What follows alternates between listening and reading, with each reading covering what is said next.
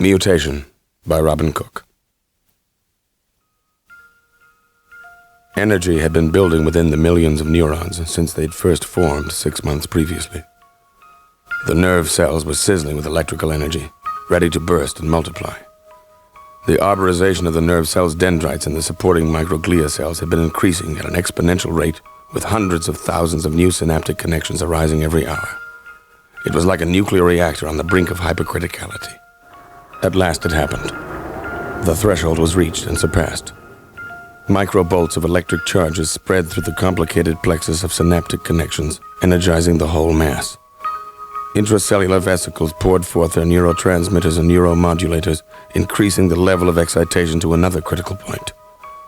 Out of this complex microscopic cellular activity emerged one of the mysteries of the universe: consciousness. Mind had once more been born of matter. Consciousness was the faculty that provided foundation for memory and meaning, and also terror and dread. With consciousness came the burden of knowledge of eventual death. But at the moment, the consciousness created was consciousness without awareness. Awareness was next and soon to come. October 11, 1979. "Oh God," Mary Millman screamed. The agony started in her lower abdomen and spread into her groin like a shaft of molten steel. "Please give me something for the pain." When Mary, a 22-year-old secretary, saw the advertisement for a surrogate mother, the idea of $30,000 had seemed like a godsend, a perfect way to settle her endless debts. At the moment, she couldn't think about the money. She thought she was going to die. The pain peaked. "I need a shot," Mary moaned, looking up for confirmation into the face of Marcia Frank, one of the adoptive parents. Mary was thankful Marcia had insisted on being present at the birth, though Mary was less enthusiastic about the prospective father, Victor Frank, who was constantly barking orders at her. "Remember, the baby gets whatever medications you get," Victor said sharply. "We can't jeopardize his life just to ease your pain." Dr. Stedman was about to lose his temper, but he saw that Victor was trembling with anxiety. "Perhaps it would be best if you waited in the waiting room." As far as he was concerned, Victor was the worst prospective father he'd ever allowed in the delivery room. "I couldn't," Victor said. "I've got to see this thing through." Marcia was vaguely aware of her husband's curious behavior, but she was so absorbed in the birth itself she didn't focus on it. With all her heart, she wished it was she in the hospital bed, even though the birth of her older son, David, 5 years earlier, ended with an emergency hysterectomy to save her life. She and Victor had so desperately wanted a second child. After some deliberation, they settled on surrogacy as the preferable option. "I'm going to give her an epidural block," said the anesthesiologist. "I don't think I want an epidural," Victor said, moving to the opposite side of the delivery table. "Dr. Frank," Dr. Stedman said sternly, "either stop interfering or leave the delivery room." Dr. Stedman had had enough. He'd already put up with a number of Victor's orders, such as performing every known prenatal test. He'd even permitted Mary to take an antibiotic called cephalochlor for 3 weeks in the early part of the pregnancy. Professionally, he'd felt none of these things were indicated, but since Mary did not object, he didn't mind complying. But the delivery was a different story, and he was not about to compromise his methodology for a neurotic colleague. Victor slouched away to stand nervously in the corner. His heart was racing, and he felt an unpleasant sensation in his abdomen. "Please make the baby normal," Victor prayed to himself. "I shouldn't have done it, but please God let this baby be all right." Victor stood behind Dr. Stedman at the moment of birth, holding his breath. As the child came into view, Victor felt a rush of relief. The child appeared normal. "But he's not crying," questioned Victor. Doubt clouded his euphoria. A resident lightly slapped the soles of Victor Jr.'s feet. The infant remained quiet. "He just doesn't want to cry." Gingerly, Victor scooped up Victor Jr. He was a beautiful baby, but by far the most distinctive aspect of his appearance was his bright blue eyes. Victor glanced at his wife as she lovingly gazed at the child. Marcia had dark brown hair peppered with just a few strands of gray. Her eyes were a sultry blue-gray. Victor turned the baby to face Marcia. As he did so, he noticed the baby's eyes remained locked on his. Their turquoise depths were as cold and bright as ice. Unbidden, Victor felt a thrill of fear. The Franks felt triumphant as Victor pulled his car in the stone driveway leading to their clapboard farmhouse. All the planning and anguish of the in vitro fertilization process had paid off. Lifting Vijay up, Marcia showed the boy his new home. They had nicknamed him Vijay to help distinguish him from his father. Vijay blinked, then turned to smile at Victor. "I'd swear he'd talk to me if he could," Victor said. "What would you have him say?" Marcia asked. "I don't know. Maybe say he wanted to grow up and become a doctor like his old man." "Oh, for goodness sake." As they came up the walk, Janice Fay, their live-in nanny, ran down the front steps. "Let me see him," Janice begged. Gently she took Vijay from Marcia. "He's angelic." "David," Marcia called. The little boy, a slight child of 5, appeared at the doorway holding one of his teddy bears. "Come see your new brother." Dutifully, David walked out to the cooing group and looked at the infant. Marcia took Vijay back from Janice and started into the house with Victor. Janice felt David take her hand. "I wish the baby hadn't come," David said. "That's not a nice way to act," Janice said gently. "He's just a tiny baby, and you were a big boy. Do you love me more or the baby?" "I love you more than anybody in the whole world." Janice hugged him forcefully. Neither realized that they only had a few more years to live. March 22nd, 1989, Sunday afternoon. Although it was officially spring, winter still gripped the land in North Andover, Massachusetts. Marcia stood at the sink in the large country kitchen of their mansion. She stared out of the garden as dusk approached. A movement caught her eye, and she turned to see Vijay pedaling home on his bicycle. She felt her breath catch in her throat. Since David's death nearly 5 years ago, she never took her family for granted. She would never forget the terrible day the doctor told her that David's jaundice was due to cancer. His small face, yellow and wizened from the disease, was etched on her heart. She could still feel his small body clinging to her just before he died. He had been trying to tell her something, but all she'd heard were his uneasy gasps as he tried to hold on to life. Nothing had really been the same since then, and things got even worse just a year later with Janice's gruesome death. Both had contracted an extremely rare form of liver cancer. The two cancers were in no way contagious. They were simply rare chance occurrences. Janice's death was all the more memorable because it had been so gruesome. Before Janice got sick, she had been behaving strangely, only willing to eat food that she prepared herself. She had embraced a fanatic strain of born-again Christianity. What was worse was her attitude toward Vijay. During David's final months, she'd refused to have anything to do with Vijay, who was 6 at the time. At least the diagnosis of liver cancer helped explain Janice's bizarre behavior. But it had been the last day before she'd gone to the hospital to die that had been the most dramatic. Victor had just gotten home, and Marcia was in the kitchen, when the house reverberated with a blood-chilling scream. When they reached Janice's room, Janice was standing in the middle of the bed, clutching her Bible. Her eyes were like yellow neon lights, and they were transfixed on Vijay. Vijay, standing in the doorway, calmly returned Janice's stare with one of his own. "He's the devil," Janice snarled. "He's a murderer. Get him away from me." Since that day, Marcia could never relax and enjoy her life as she had before. If she did, God might strike again. And if anything happened to Vijay, she didn't think she could bear the loss. Marcia picked up Vijay's cat, Kissa, and stroked her while watching Vijay get off his bike and snap off his saddlebags. She had this terrible premonition there was something wrong with the boy. As a child psychiatrist, Marcia knew she should not expect her child to develop in a certain way, but she wished Vijay were a more openly affectionate child. She had the obsessive thought that being conceived in a petri dish had somehow frozen his emotions. She knew it was a ridiculous idea, but it kept returning. Vijay appeared at the doorway to the kitchen and dropped his saddlebags. He was a handsome boy, about 5 feet tall, somewhat large for a 10-year-old boy. And just like the day he was born, his icy blue eyes hinted at an intelligence wiser than his years. "I've been at Richie's," Vijay said. "That's nice." Marcia gave Vijay a squeeze. "Since you have no school this week, did you make some plans with Richie?" VJ wormed out of his mother's grasp as Victor appeared at the kitchen doorway. Nope. I'm planning on spending the week with Dad at the lab, if it's okay. VJ looked at his father. Fine with me, Victor said. Marcia sighed, knowing when she was outnumbered.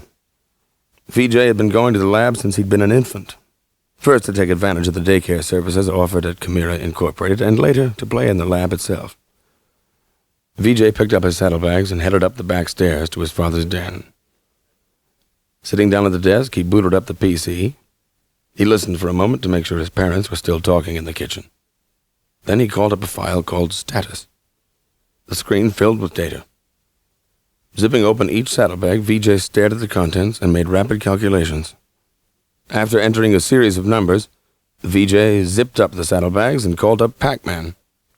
A smile spread across his face as the yellow ball moved through the maze, gobbling up its prey. Sunday evening. Dr. William Hobbs was looking across the chessboard at his 3-year-old son, marveling over him, when the boy's intensely blue eyes rolled back in his head. The child fell backwards off his seat. Sheila, William screamed for his wife. To his horror, Maurice's arms and legs were flailing wildly. As a Ph.D., not an M.D., William had no idea of what to do. Sheila froze. Maurice had bitten his tongue and a spray of blood arched onto the rug. Call an ambulance, shouted William. After pleading with the operator to hurry, Sheila rushed back into the living room. Maurice had stopped convulsing. Maybe you shouldn't have insisted he play chess tonight, Sheila said, wiping the blood and vomit from her son's mouth. Maurice had complained of a headache when she'd picked him up from Chimera daycare. He wanted to, William said defensively. The couple sat watching the child helplessly. The Hobbs had been married for 8 years before they admitted they were unable to conceive. Since Chimera had its own fertility center, Fertility Incorporated, and since William was an employee of Chimera, they had gone there free of charge. Eventually, through a surrogate mother, they got their long-awaited child, Maurice, their miracle baby with an IQ right off the charts. He was a true child prodigy, a genius. He talked at 8 months, read at 13 months, and now could beat his father at chess. When they reached Children's Hospital in Boston, something told them that Maurice was deathly ill. Maybe they had been too proud of his phenomenal brilliance. Maybe God was making them pay. Hey, VJ, Victor shouted up the back stairs. How about a swim? Victor's voice caromed off the walls of their spacious 18th century house. Victor had bought it after David's death. Business at Chimera boomed after the company went public, and Victor felt Marcia would be better off if she didn't have to face the same rooms where David had grown up. No thanks, VJ answered. Making up his mind not to take no for an answer, Victor bounded up the stairs. VJ was totally absorbed in a thick book. Silently, Victor advanced toward the bed and grabbed the boy's leg. Gotcha! VJ leaped up, his hands ready to defend himself. His steely eyes bore into his father. Don't you ever do that again. For a second, Victor felt a familiar surge of fear at what he had created. Then VJ let out a sigh and dropped back onto the bed. What on earth are you reading? Victor asked. VJ closed the book, as if it had been pornography. Just something on black holes, VJ answered. Actually, it's not very good. Lots of errors. Victor felt a cold chill. His initial fears about his son were reawakened. The early unusual development, the incredible intelligence, which had made him a chess master at 3, the precipitous drop in intelligence before he was 4. VJ's was by no means a standard maturation. Victor had been so guilt-ridden since the moment of VJ's birth that he had been almost relieved at the disappearance of his extraordinary powers. He wondered if his son's precocious intelligence wasn't returning. Attempting to shrug off his worries, Victor said, I'll raise you. The loser has to take out the garbage. On your mark? Get set? Marcia said, pausing, watching her husband and her son teeter on the edge of the indoor pool. Go! Marcia was surprised to see VJ lead through the first lap and the turn. On the second lap, VJ seemed to hold back and Victor won. Welcome to the garbage detail, Victor said. Perplexed, Marcia eyed VJ curiously as he hoisted himself from the water. As their eyes met, he winked, confusing her even more. VJ took his towel and dried himself. He really would have liked to be the sort of son his mother longed for, the kind David had been. But it wasn't in him. Even times he tried to fake it. Still, if moments like this one at the pool gave his parents a sense of family happiness, who was he to deny them? "Mother, it hurts even more," Mark Murray said to his mother, Colette. "Whenever I move, I feel pressure in my sinuses." Colette was becoming progressively alarmed. The headache started about an hour after her husband had brought Mark home from the daycare center at Chimera. The next symptom was sweating. A few minutes later, he vomited. That was when Colette put him to bed. Colette adored her brilliant 2.5-year-old child, but getting him had been an ordeal the likes of which she had never anticipated. After 3 years, she and her husband, Horace, had decided to start a family. But after nearly a year of trying with no luck, they learned the hard truth. Colette was infertile.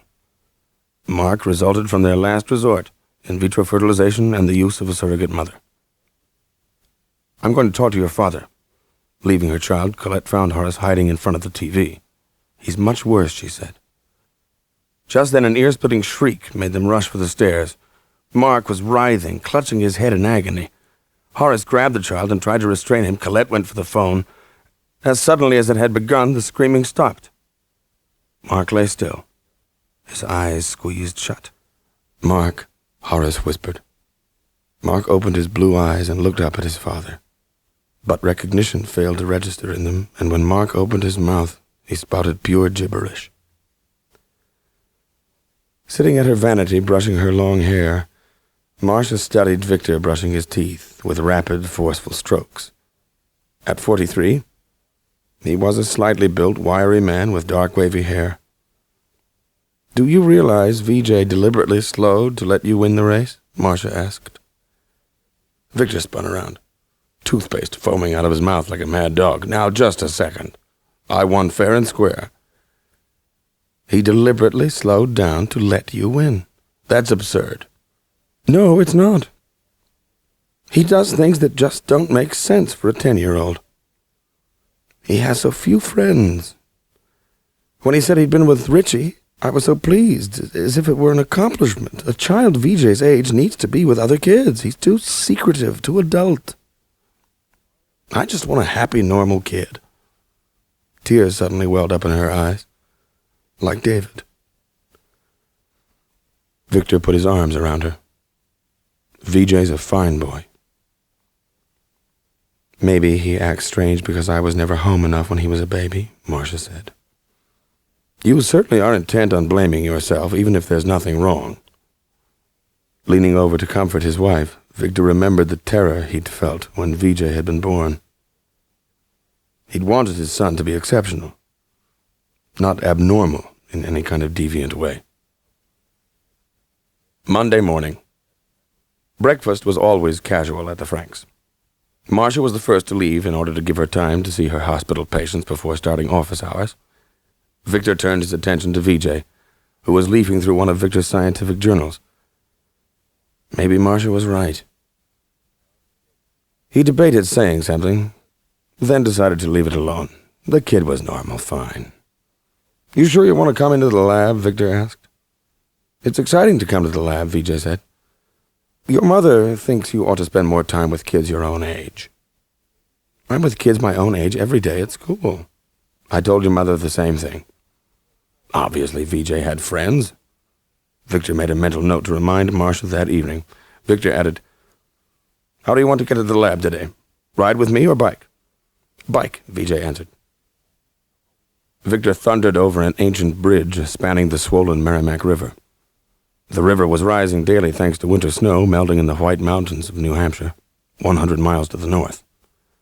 Victor slowed as he drove past Chimera's manned security checkpoint. Recognizing the car, the uniformed man waved as Victor drove onto the grounds of the vast private biotechnology farm in Lawrence, Massachusetts.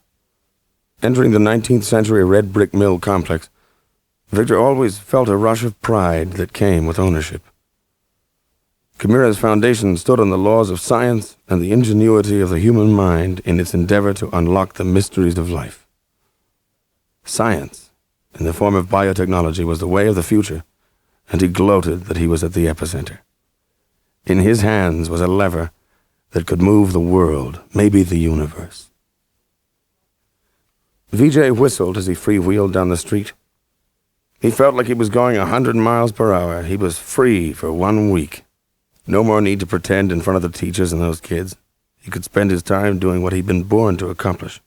He had a mission just like his father, and he could not let anything interfere. VJ stopped in front of a local bank in North Andover. A few minutes later, he was in a cubicle with his large safe deposit box. His saddlebags were filled with bound stacks of $100 bills. He added the stacks to those already in the box. As soon as Victor reached his office, his secretary, Colleen, cornered him with a stack of phone messages. Victor silently groaned. Mondays were all too frequently like this. He had mixed feelings about the success of Chimera. In his heart, Victor was a scientist. Yet, as one of the founding partners of Chimera, he was required to assume his share of the administrative responsibilities. Unfortunately, these obligations were increasingly taking more time away from his first love, the lab. Victor's current research interest involved the mysteries of how a fertilized egg got implanted in a uterus. No one knew how it worked. Victor started it many years ago, but with his current rate of progress, he would be working on it for years more. "This is the most important message," Colleen said. Victor read the pink slip. "Call Ronald, ASAP." Victor and Ronald Beekman were fellow academicians at MIT in 1975 when they founded Chimera. Although he and Ronald had been the best of friends during the initial phases of the founding of Chimera, their relationship was now strained over their differing views about the future of the company. Currently, they were arguing about a proposed stock offering as a means of raising additional capital for expansion. Ronald was adamantly opposed to any dilution of the stock, fearing a hostile takeover in the future. Ronald needed Victor's vote to stop the offering. "What else?" Victor asked. "This is the phone number for Jonathan Marinetti, Gebhardt's attorney," Colleen said. "Lovely." Gebhardt was the director of personnel for Fertility Incorporated, Chimera's lucrative subsidiary, which owned a chain of infertility clinics, and had been supervisor of purchasing for Chimera until 3 years ago. Gebhardt was on leave of absence pending an investigation. Embarrassingly enough, the IRS caught Gebhardt banking the paychecks of a deceased employee. As soon as Victor heard, he ordered an audit of the man's purchasing bills for Chimera. Sighing, Victor put the attorney's number behind Ronald's and started off for Ronald's office. Rounding a corner, Victor spotted a familiar figure pulling a cart. It was Philip Cartwright, one of the retarded persons that Chimera hired to do custodial and messenger work. He'd taken a particular liking to VJ over the years and had spent lots of time with him. They made an improbable pair. Philip was a big, powerful man. As soon as Philip saw Victor, there was a wide smile of recognition. "VJ is here someplace. He'll be here all week," Victor said. "That makes me happy. I'll find him right away." Victor watched him hurry off, wishing all the Chimera employees were as dependable as Philip. Ronald's private secretary ushered Victor into the office. "Does Brutus come to praise Caesar?" Ronald asked, with thinly disguised resentment. "I thought we could discuss the stock offering," Victor said. "I've heard you are for a dilution of stock. I'm for raising more capital. You and the board have been plotting against me since we went public," Ronald said. "Oh, really?" Such ridiculous paranoia began to give Victor the idea the man was cracking under the strain of his administrative duties. "Don't you "oh, really" me," Ronald said. "I'm warning you, Frank. I'll get even with you." "What on earth are you talking about, Ronald? It's me, Victor. Remember? I can make your life just as miserable as you're making mine. If you continue to press me to sell more stock, I promise I'll get even with you. Ronald, when you wake up, call me." Victor was disgusted. For a moment he considered throwing in the towel, cashing in his stock, and going back to academia. But by the time he got back to his desk, he felt differently. He wasn't about to let Ronald's personality problems deny him access to the excitement of the biotechnology industry. Victor dialed the number of Jonathan Marinetti. "Got good news for you people," Jonathan said. "We can use some," Victor replied. "My client, Mr. Gebhardt, is willing to return all the funds that mysteriously ended up in his checking account. This is not to imply guilt. He just wants the matter to be closed. I will discuss the offer with our attorneys. Wait, there's more. In return for transferring these funds, my client wants to be reinstated, and he wants any current investigation ceased." That's out of the question, Victor said. The investigation will proceed, and when we have all the facts, we can talk again. If you're not willing to be reasonable, Jonathan said, I'll be forced to take action you may regret. You are hardly in a position to be holier than thou. Goodbye. Victor slammed down the phone. Victor buzzed Colleen to tell her that he was heading for his lab, and that she shouldn't call him for anybody less than the Pope. Too late, said Colleen. Dr. Hurst is in the waiting room. He's quite upset. Hurst was the acting chief of the Department of Medical Oncology. He, too, was the subject of an investigation involving a possible research fraud. Send him in. There was no place to hide. Hurst came through the door as if he planned to assault Victor. I just heard you ordered an independent lab to verify the results on the last paper I published in the journal. I don't think that's surprising in light of the article in Friday's Boston Globe, Victor said. Damn the Boston Globe, Hurst shouted. They based that cockamamie story on the remarks of one disgruntled lab tech. You don't believe it, do you? If there is no fraud, you have nothing to fear and everything to gain. Let me tell you something, Frank. If you persist in dragging my name through the mud, I'll do the same to you. Do you hear me? I know you are not the white knight you want us to believe. Get out of my office, Victor ordered. Gladly, Hurst said. Just remember you're not immune. Hurst slammed the door behind him. Victor sat trying to regain a sense of emotional equilibrium. He certainly had enough threats for one day. What a circus. Colleen called. Dr. William Hobbs is here. He's an emotional wreck, something about his son. Victor broke out in a cold sweat as he watched William sit.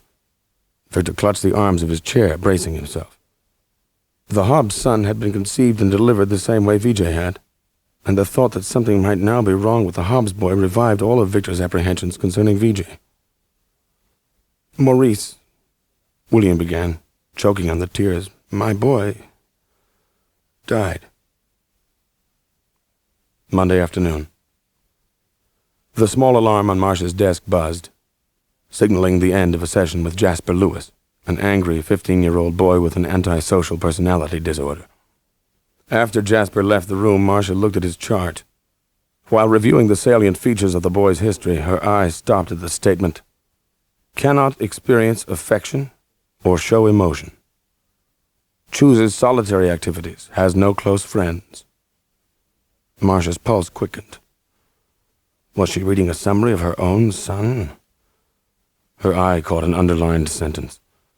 Jasper was essentially reared by an aunt since his mother worked 2 jobs to support the family. Marcia tried to concentrate, but fears for Vijay floated at the back of her mind along with guilt for having worked when he had been little. Not that he'd ever mind when she'd left. But as Marcia well knew, that in itself could be a symptom of psychopathology. Damn, I should have known better, Victor yelled to himself. When Vijay's IQ dropped, then stabilized at an exceptional level, Victor had felt terror. It had taken years for him to overcome his fear and relax, but the sudden death raised his fears again. Wanting to learn the circumstances of the child's tragic death, he went to his computer terminal and called up his personal file on baby Hobbs. The screen blinked. No file found. What the devil? Victor said. Colleen stood in the doorway. This is not a day for fathers, she said. You have a phone call from Mr. Murray from accounting. His baby is dying. Shaken, Victor hung up the phone and headed for the children's hospital. Victor found Horace and Colette Murray in the waiting room. Any change? Victor asked. Horace shook his head. The Murrays seemed genuinely touched that Victor had taken the time to come to the hospital.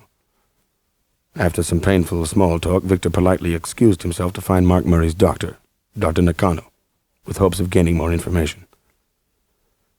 It's not good, Dr. Nakano said. The child is unresponsive to any treatment. Do you have any idea of what's going on? The brain is swelling. I'm surprised it's not coming out of his ear, Dr. Nakano said. Nothing has helped. Not decompression, not massive steroids, not mannitol. We've just about given up. As if responding to Dr. Nakano's morbid prediction, the cardiac monitor alarm sounded. The erratic tracing on the CRT screen flattened out to a straight line. Dr. Nakano didn't move. The parents see no sense in keeping him alive if his brain is gone, Dr. Nakano said. Stunned, Victor walked out of the ICU. A frightful image gripped his heart. VJ, white and still, hooked up to a respirator in the bed where Mark had lain. Shortly after Victor had returned to his office, he called Louis Caspwicks, the head of Chimera's data processing department. I can't find 2 of my personal files, Victor said. Can be a number of reasons, Louis said, while sitting down at the terminal. After a few minutes, the screen remained blank. Are you sure these were your designated file names? Quite sure, Victor said. Back in my office, I can search through the logs. After Louis left, Victor had an idea. Carefully, he typed the name of another file.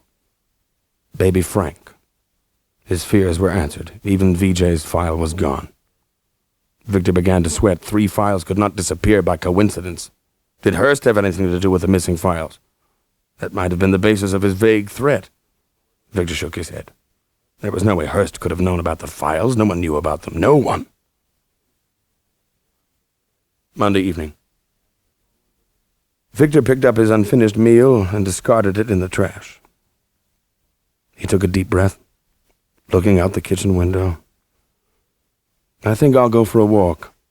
In this weather, wet snow, soggy ground, I think something's troubling you, Marcia ventured. Am I that obvious? Victor asked. It's painful to watch you struggle. There is something on my mind, Victor admitted. Victor went to the bottom of the back stairs and listened for a moment. He closed the door. I want VJ to have a full neuromedical workup, just like he did 7 years ago when his intelligence fell. Marcia didn't respond. The mere suggestion of such a workup was a shock, as was the reference to VJ's change in intelligence. You know something, Marcia said with alarm. Is there something wrong with VJ? No, VJ is fine. I just want to be sure. No way, I'm not going to let the boy go through all that without some explanation. Damn it, Marcia. Damn it yourself, Marcia returned. Unless you tell me what this is about, VJ is not having any tests. Marcia's strength began to wear Victor down. I don't know where to begin. How about at the beginning, Marcia suggested. Victor's eyes met hers. He'd kept the secret surrounding VJ's conception to himself for over 10 years. Would she ever forgive him? For me to tell you, we have to go to my lab. VJ watched from his bedroom window as Victor's car descended the drive. He wondered if he should be concerned. After all, it was unusual for his parents to go out on a weekday night. The phone rang. Dr. Victor Frank, please. The voice sounded muffled. Dr. Frank is not at home, VJ said politely. Tell him that life will be getting progressively unpleasant unless he reconsiders and is reasonable. You got that? Who is this? VJ demanded. The caller hung up. All at once, VJ was acutely aware that he was alone in the house. VJ made a call of his own. When a man answered, he told the person that he was scared. After being reassured that everything would be taken care of, VJ put down the phone. Marcia was surprised how sinister the lab looked at night, with no people to relieve its sterile appearance. They stopped at a series of large aquariums, each containing strange-looking sea creatures. They resembled 10-inch snails without their shells. With a net, Victor caught 2 creatures from separate tanks. These are aplasia, he explained. He slit open each creature with a scalpel. They have been used widely for nerve research. There, I've removed the abdominal ganglion from each of the aplasia. Victor, holding a dish with 2 minute pieces of tissue floating on the clear liquid, moved to the microscopes. He peered down and adjusted the focus on the 2-person dissecting scope. Marcia bent over and looked. The ganglia were in the shape of the letter H, with the swollen crosspiece resembling a transparent bag of clear marbles. Victor told Marcia to count the nerve cells. Okay, Victor said. Let's look at the other ganglion. There was another H, like the first. Count again. This one has twice as many cells, Marcia said. Precisely, Victor said. He began to pace. I got interested in the number of nerve cells of normal aplasia about 12 years ago. At that time, I knew, like everyone else, how nerve cells proliferated during early embryological development. Since the aplasia were relatively less complicated than higher animals, I was able to isolate the protein which was responsible for the process which I called nerve growth factor, or NGF. Marcia watched her husband develop a disturbing messianic appearance. I used genetic engineering to reproduce the protein and isolate the responsible gene. Then for the brilliant part. He paused. His eyes sparkled. I took a fertilized aplasia egg or zygote, and after causing a point mutation in its DNA, I inserted the new NGF gene along with a promoter. The result? More ganglionic neurons, Marcia answered. Exactly. And equally as important, the ability to pass the trait on to its offspring. Victor tugged her to the animal room. He stopped at a cage and pulled out a large rat. Watch, Victor said, while dropping the rat in a maze. After a moment's pause, the rat entered the maze, and with only a few wrong turns, it reached the exit. Quick, huh? Victor said. This is one of my smart rats. I inserted the NGF gene. Now watch this. Victor placed the rat in a section that did not have access to the maze and dropped a second rat inside the maze. The two rats faced each other through a wire mesh. After a moment, he opened the gate, and the second rat went through the maze without a single mistake. You just witnessed rat communication, Victor said. These rats explained the maze to each other. Marcia shivered. Exactly what are you telling me? Victor couldn't look her in the eye. I'm giving you the background so you'll understand. He knew she would never understand. Believe me, I didn't plan what happened next. I just finished the successful trial with the sheep when you started talking of having another child. Remember when we decided to go to Fertility Incorporated? Marcia nodded, tears beginning to roll down her cheeks. You gave them a very successful harvest of ova. We got 8. Marcia felt herself swaying. I personally did the in vitro fertilization with my sperm, Victor continued. You knew that. What I didn't tell you is that I brought the fertilized eggs back here to the lab. Could this be the man I married, she thought. When I got the zygotes back here, I chose chromosome 6 and did a point mutation. I inserted the NGF gene along with several promoters, including one called cephalochlor. Victor paused. He didn't look up. That's why I insisted that Mary Millman take the cephalochlor during her pregnancy. It kept the gene turned on and produced the nerve growth factor. Victor finally looked up. God help me, I knew it was wrong. Marcia, overcome with rage, leapt up and began striking Victor. He made no attempt to protect himself. She ran out of the main lab and sat down. Victor trailed. I'm sorry, Victor began. The idea of having a super smart child was so seductive. I can't believe what you've done, she sobbed. As she spoke, her mind took her back 6.5 years. Both David and Janice were alive and well. It had been a happy time, filled with wonder at Vijay's unbelievable mind. As a 3-year-old, he could read anything and retain almost everything. His IQ was somewhere around 250. Then one day, everything changed. She'd gone by Chimera to pick up Vijay from the daycare center. She knew something was wrong the moment she saw the director's face.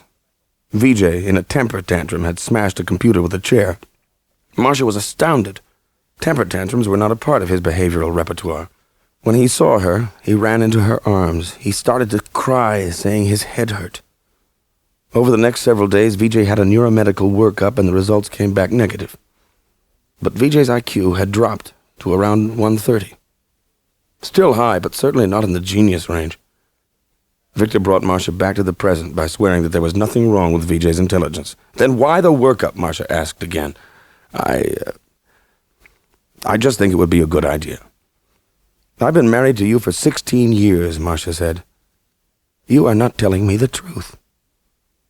It was hard for her to believe she had anything worse to discover than what Victor had already told her. Victor ran a hand through his thick hair. It's because of what happened to the Hobbs and Murray's babies. Don't tell me you created chimeras out of their children, too. Worse, Victor admitted. Both of those couples needed donor gametes. Since I'd frozen the other 7 of our zygotes, I used 2 of ours. These babies are genetically mine?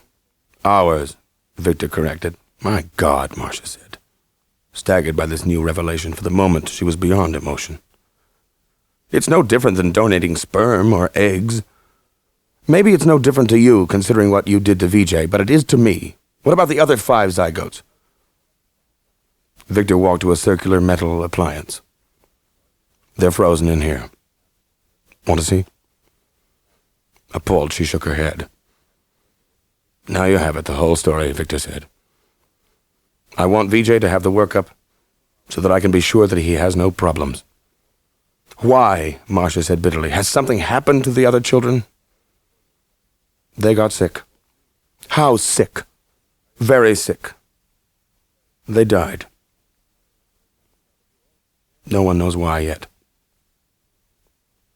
A wave of dizziness swept over Marcia. Did these children have the same NGF gene as VJ? Victor nodded. And they were about the same age as VJ when his intelligence fell. That's why I want to do the workup. Trust me. Victor had just destroyed her life, and he was asking her to trust him. It was beyond her comprehension how he could have experimented on his own baby. Do you think the same thing could happen to VJ? Marcia asked. I doubt it. It would seem VJ already survived the critical point back when his IQ dropped, he answered. Marcia scanned the futuristic lab. Research could provide hope for the future by curing disease, but it had another far more disturbing potential. They drove in silence until he said, The reason I didn't tell you years ago is because I didn't want you to treat VJ any differently. Marcia looked at her husband. You didn't tell me because you knew what a terrible thing it was. Maybe you're right. Before VJ was born, I thought I'd have a nervous breakdown. Then, after his intelligence fell, I was a basket case. It's only been during the last 5 years that I've been able to relax. Then why did you use the zygotes again? Marcia asked. By that time, the experiment seemed like a big success, Victor said. But I shouldn't have done it, I know that now. Do you mean it? Oh, God, yes.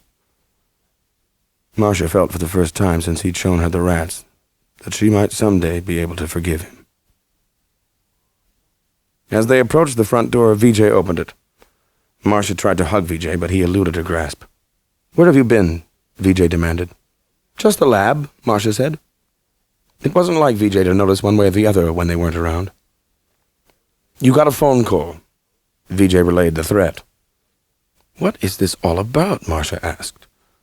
Office politics, Victor said.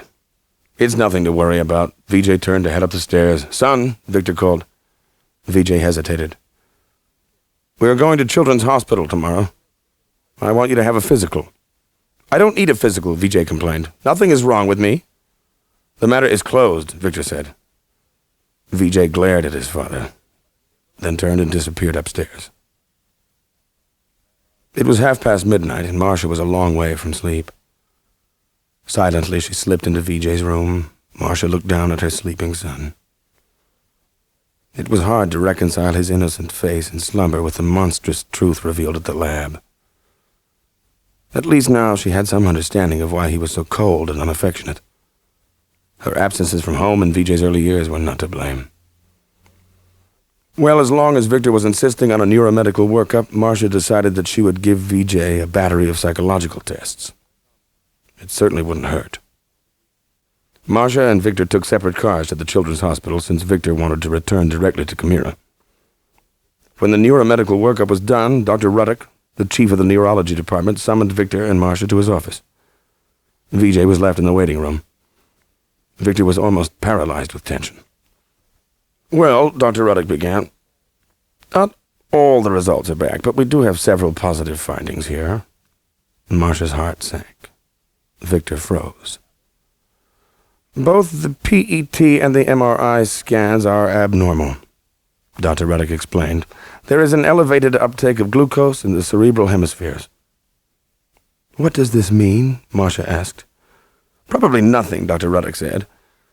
The only thing I can think of is that if his brain is using that much glucose, maybe you should feed him candy whenever he thinks too much. Dr. Ruddock laughed.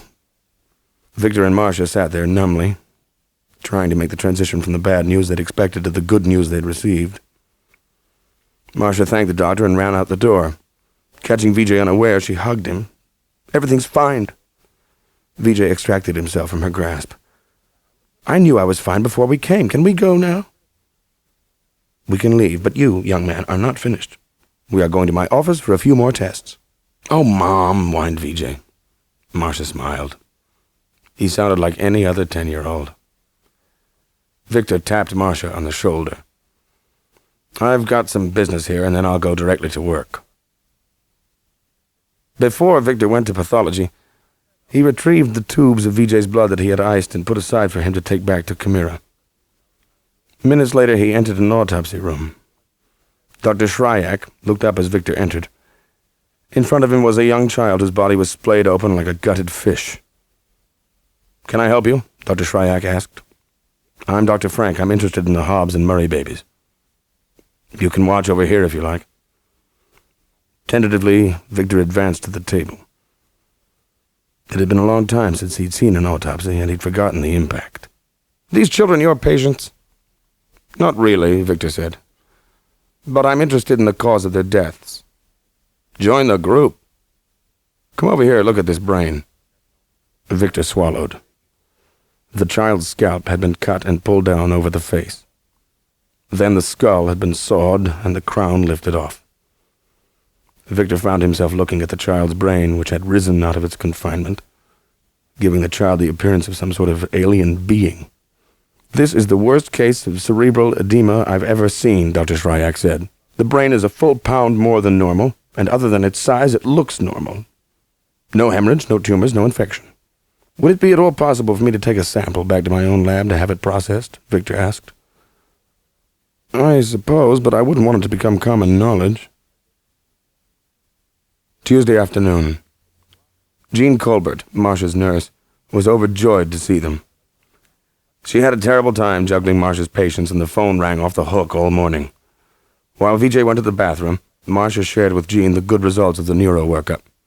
She asked Jean to give Vijay the basic battery of psychological tests. After the tests, when Marcia was finished with her last patient, Jean delivered the test results. "I think he is a model child," Jean said. "That's reassuring," Marcia said, studying Vijay's IQ test results. The overall score of 128 was a solid, healthy score, certainly well above average. But there was a discrepancy that bothered Marcia. "Why would Vijay's validity scales be nearly abnormal?" Marcia asked. "He did the test quickly," Jean suggested. "Maybe he got a little careless." "Vijay is never careless," Marcia said, stapling the papers together. She tossed them into her briefcase. "I'd have preferred they be unqualifyingly normal," Marcia said, "but I suppose I should be happy with these results." "Got some extra rush work for you," Victor said to his head lab technician, Robert Grimes. Victor pulled out the iced vials of Vijay's blood and sample bottles containing pieces of the dead children's brains. "I want some chromosome studies done on these. Plus, I want some standard neural stains on the brain slices." Robert picked up the blood vials and shook them. "You want me to let other things slide?" Robert asked. "That's right," Victor said. "I need it done as soon as possible." Leaving the lab, Victor visited Lewis at the Central Computer Center. "Have any information for me?" Victor asked Lewis. "You couldn't call to the files on Baby Hobbs or Baby Murray because they'd been deleted on November 22nd, Lewis said. "Who deleted them?" Lewis glanced at Victor, then looked away. "You, Dr. Frank." Perplexed, Victor left the computer center. He'd become somewhat forgetful of late, but could he have deleted the files and forgotten about it? Was it an accident? What happened on November 22nd? Victor rushed back to his office and hauled out his 1988 calendar. November 22nd had been a fairly busy day. But there was nothing that had anything to do with the missing files. The last entry noted that Victor had taken Marcia into Boston to eat dinner and go to the symphony. Tuesday evening. "Do those tests mean Vijay's really all right?" Marcia asked, while she removed her robe and slid into the warm bed. She still hadn't fully accepted what Victor had done to Vijay, vacillating between disbelief, anger, and fear, with fear being paramount. "I'm reassured," Victor said without looking up from his journal. "I'm still worried that his intelligence will drop again."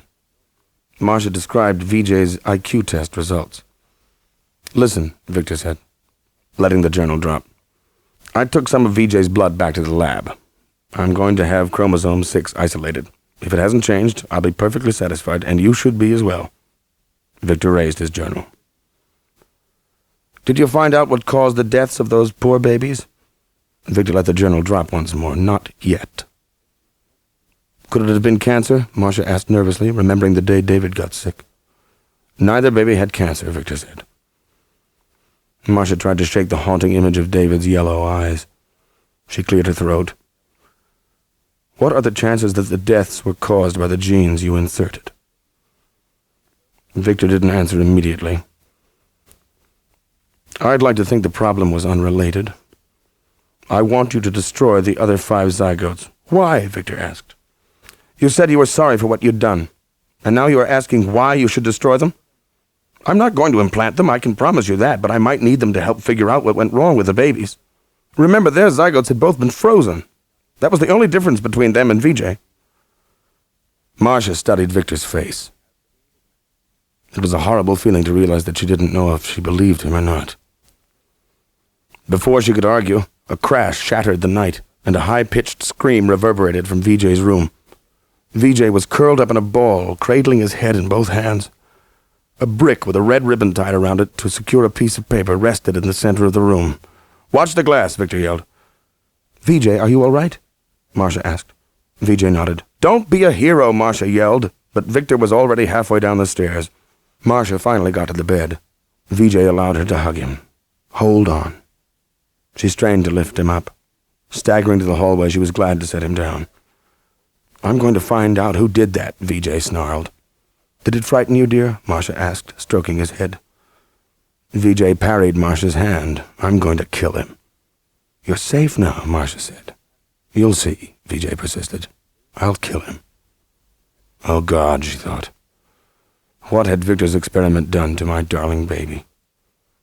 Victor ran the length of the driveway. He heard a car accelerate away. He couldn't tell the make. In frustration, he threw a rock after it. Turning around, he hurried back to the house and found Marcia and VJ in the study. Where's the brick? Victor asked. Still in VJ's room, Marcia said. We've been too busy talking about how VJ is planning on killing whoever threw it. I will, VJ promised. Victor groaned. Knowing Marcia would take this as further evidence that VJ was disturbed. Back in his son's room, he extracted the paper from beneath the ribbon. Remember our deal, said the typed message. Who the hell had done this? Wednesday morning. Victor pressed the accelerator and let the car loose on the short straightaways. He glanced at VJ, who seemed fully recovered from the previous night. Looking at his son, Victor couldn't rid himself of Marcia's fears. He seemed fine, but could the implant have affected his development? The moment Victor pulled into his parking space, Philip's hulking form appeared in front of the car. Seeing VJ, a smile broke across his face. VJ jumped out of the car. The two started off. Stay away from the river, Victor said. Don't worry, VJ said. See you later. Victor watched as they rounded the building. In his office, Victor took out the note that had been wrapped around the brick. Remember our deal, Victor repeated. What the hell does that mean? Suddenly furious, he picked up the phone and called Gebhardt's attorney in Hearst. As soon as they were on the phone, he shouted that there would be no deals and that he'd put the police onto anyone who had harassed his family. Afterwards, he felt a little silly. He hoped the guilty party would think twice before trying again. He did not call Ronald because he couldn't imagine his old friend stooping to violence. With that taken care of, Victor picked up the first of Colleen's notes and started on the day's administrative duties. Wednesday afternoon. Good God, Victor exclaimed as the image of the chromosome preparations for the Hobbs boy became clear in the light microscope. He studied the other child's brain tissue. The children didn't die of cerebral edema. Instead, the nerve cells of the brain were actively reproducing themselves at a furious rate. Since the child's skulls were fused, the new cells had nowhere to go other than to push the brain down into the spinal canal with fatal results. Horrified, Victor snatched up the tray of slides and hurried to the electron microscope, an instrument the size of a standard refrigerator. Victor placed one of the preparations within the scope and searched for chromosome 6. What he was looking for was the area of mutation, where he'd inserted the foreign genes. It took him over an hour to find it. Jesus, Victor gulped. The inserted genes were turned on. Victor tried a preparation from the other child with the same results. The inserted genes were turned on, producing NGF. There was no doubt about it. With both children dying at once, there was no way it could have been an accident. With a sudden chill of fear, Victor wondered if the manufactured gene's location in chromosome 6 made the genes turn on by some unknown mechanism. If that were the case, then VJ would indeed be at risk too. Perhaps this gene had turned on for a short burst of activity back when his intelligence fell. Victor hurried into his research office and closed the door behind him. He frantically searched until he came up with the photomicrographs he'd taken when VJ's intelligence fell. Studying them, he let out a sigh. VJ's chromosome 6 looked exactly the same 6.5 years ago as it did today. Victor was struck by still another fear. What if there was a link between the deaths and the fact that the children's files were missing?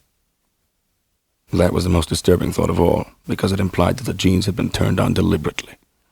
Heart pounding again, Victor bent down in front of a cabinet at the bottom of his bookcase. He unlocked the heavy door and reached in to grasp the NGF data books that he'd written in code. But his hands met empty space. The entire shelf was empty. Calm down, he told himself. This was no longer a fantasy. The evidence was mounting. Someone had interfered in his experiment with lethal results. Deciding to face his worst apprehensions, Victor went over to the liquid nitrogen freezer. He raised the hood. He kept hearing Marcia telling him that he had to destroy the other 5 zygotes. The frozen mist floating out of the storage container cleared. It was empty. For a moment, Victor supported himself against the freezer. Someone else knew about his NGF work. But who could it be? And why had they intentionally brought about the baby's deaths? Or had that been an accident? Was someone so intent on destroying Victor that they didn't care who else was hurt? Suddenly, Hurst's threats took on a new dimension. He had to find out who was behind all these strange events.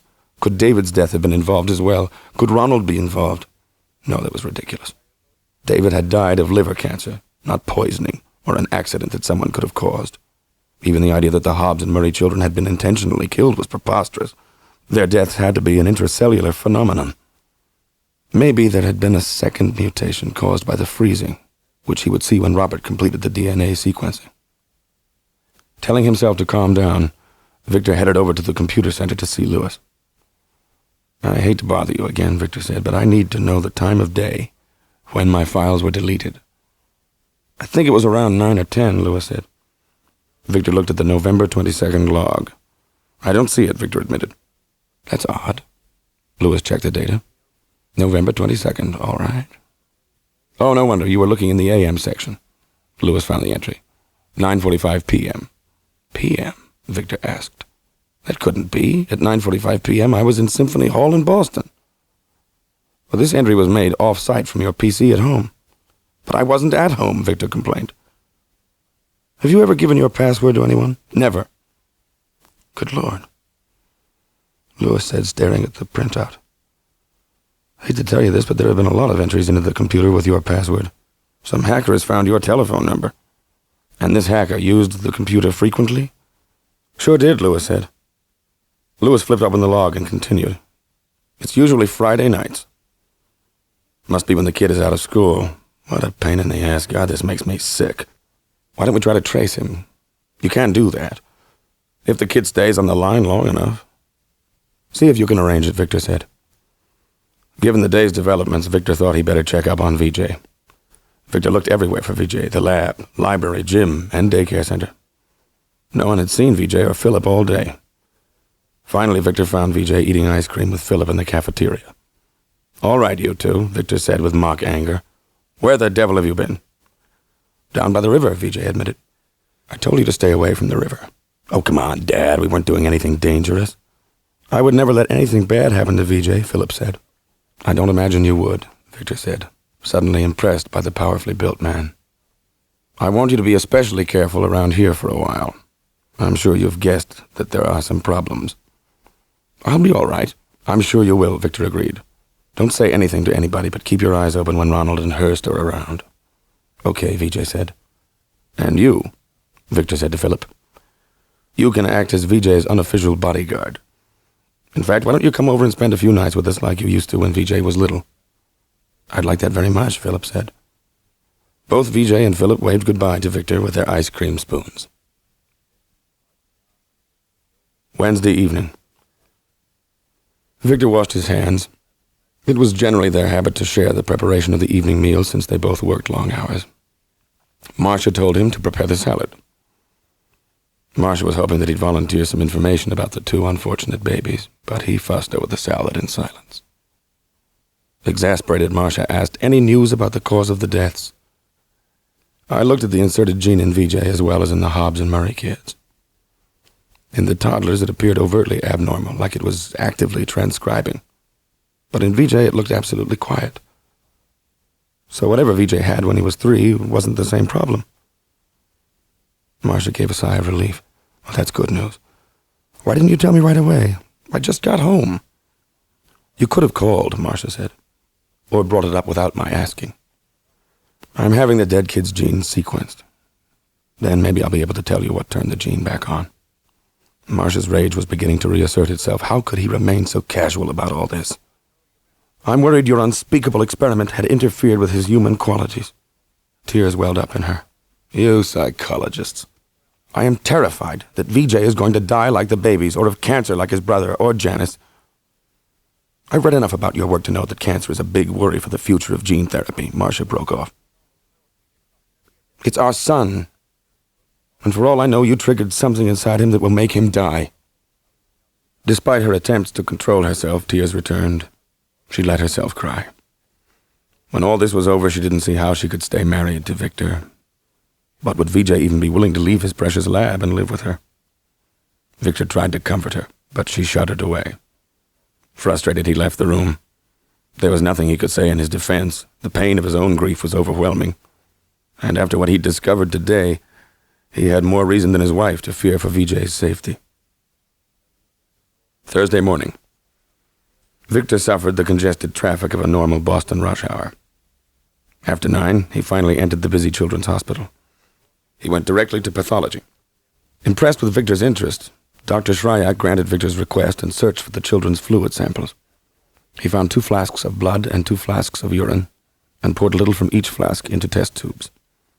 Anything else? Dr. Shryak asked. Well, I hate to take advantage of your generosity, but about 5 years ago, my son died of a very rare liver cancer. I'm sorry. He was treated here.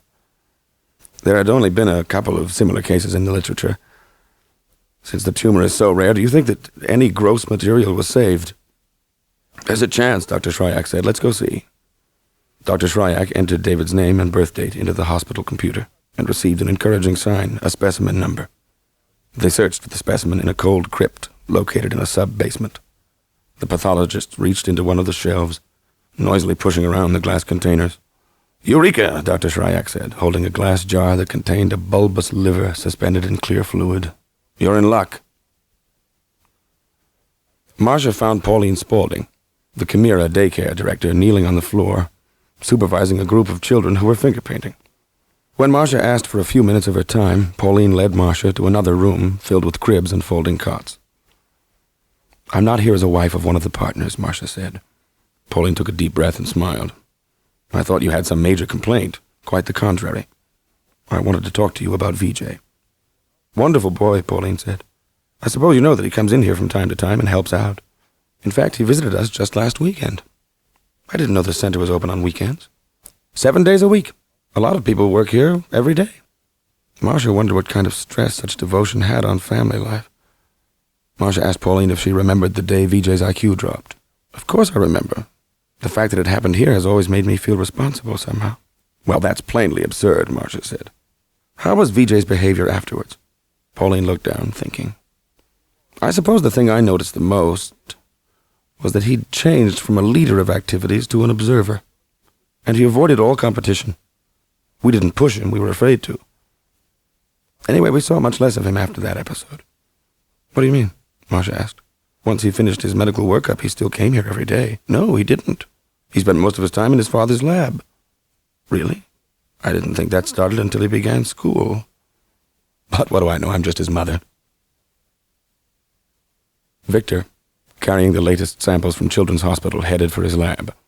He found Robert still absorbed in sequencing the DNA of the inserted genes. "I've got some more rush work," Victor said, opening a brown paper bag and removing a small jar. "What do you have?" Robert asked.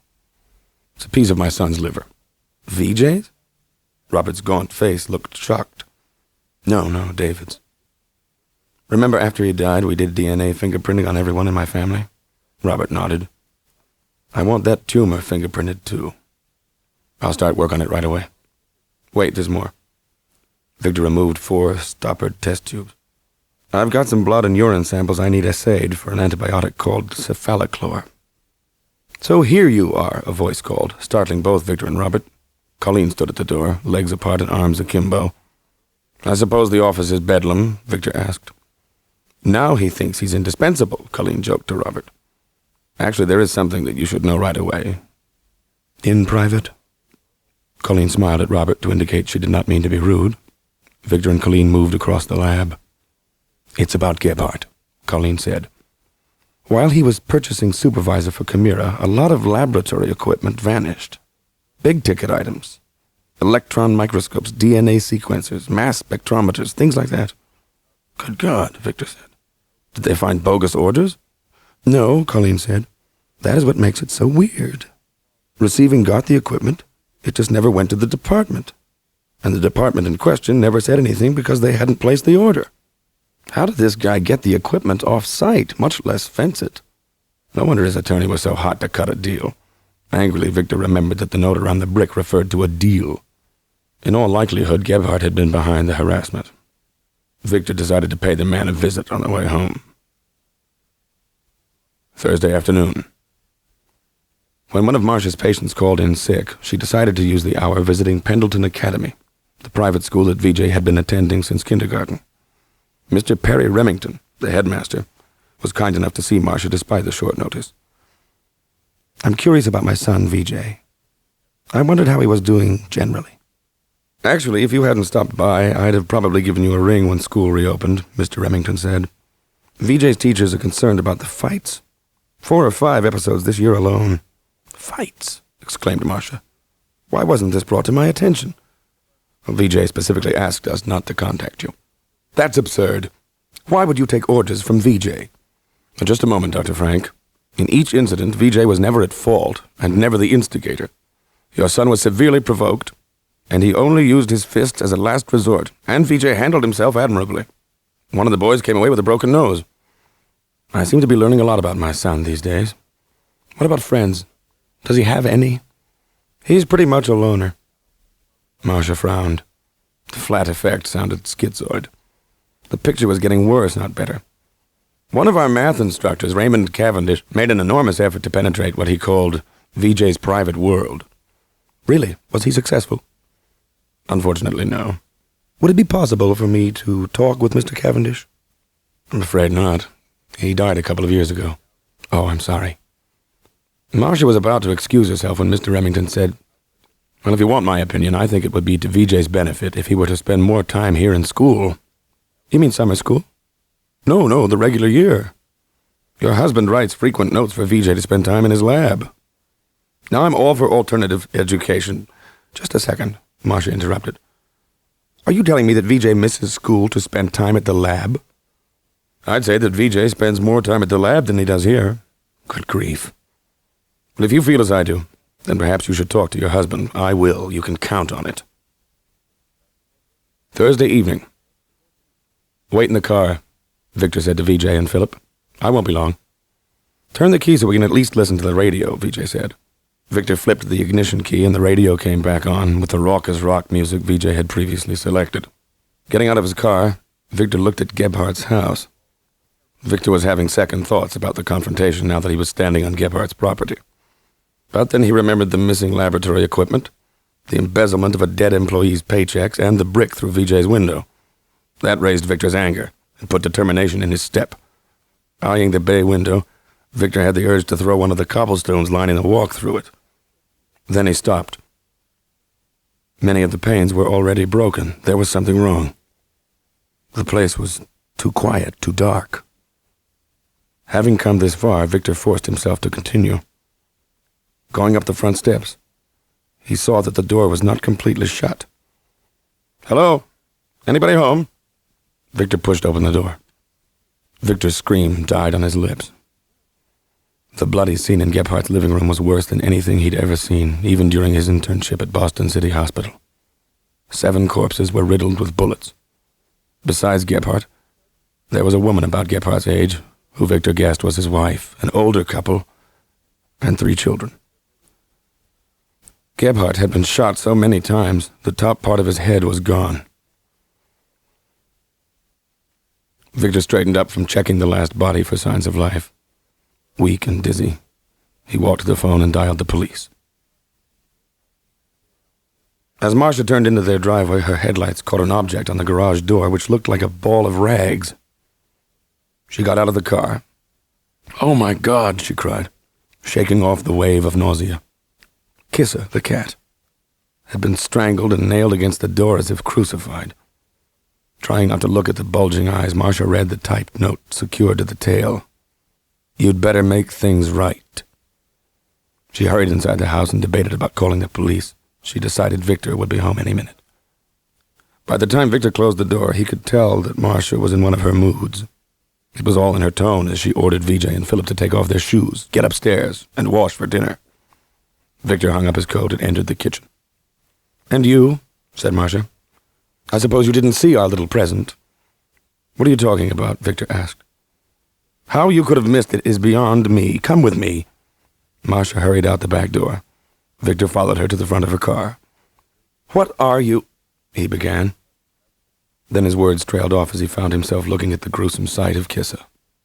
"What are you going to do to see that this is stopped? And don't think you'll get away with a simple "I'll handle it." I want you to tell me what steps you're going to take. I just can't take any more of this." Her voice broke. Victor wasn't sure how much more of it he could take either. Marcia was treating him as if he was to blame. Maybe he was, but he'd be damned if he knew who was behind this. He saw the note. He didn't know whether to be angry or sick. Who the hell was doing this? If it were Gebhardt, at least he wouldn't be bothering them again. "We've gone from a phone call to a broken window to a dead pet," said Marcia. "What's next?"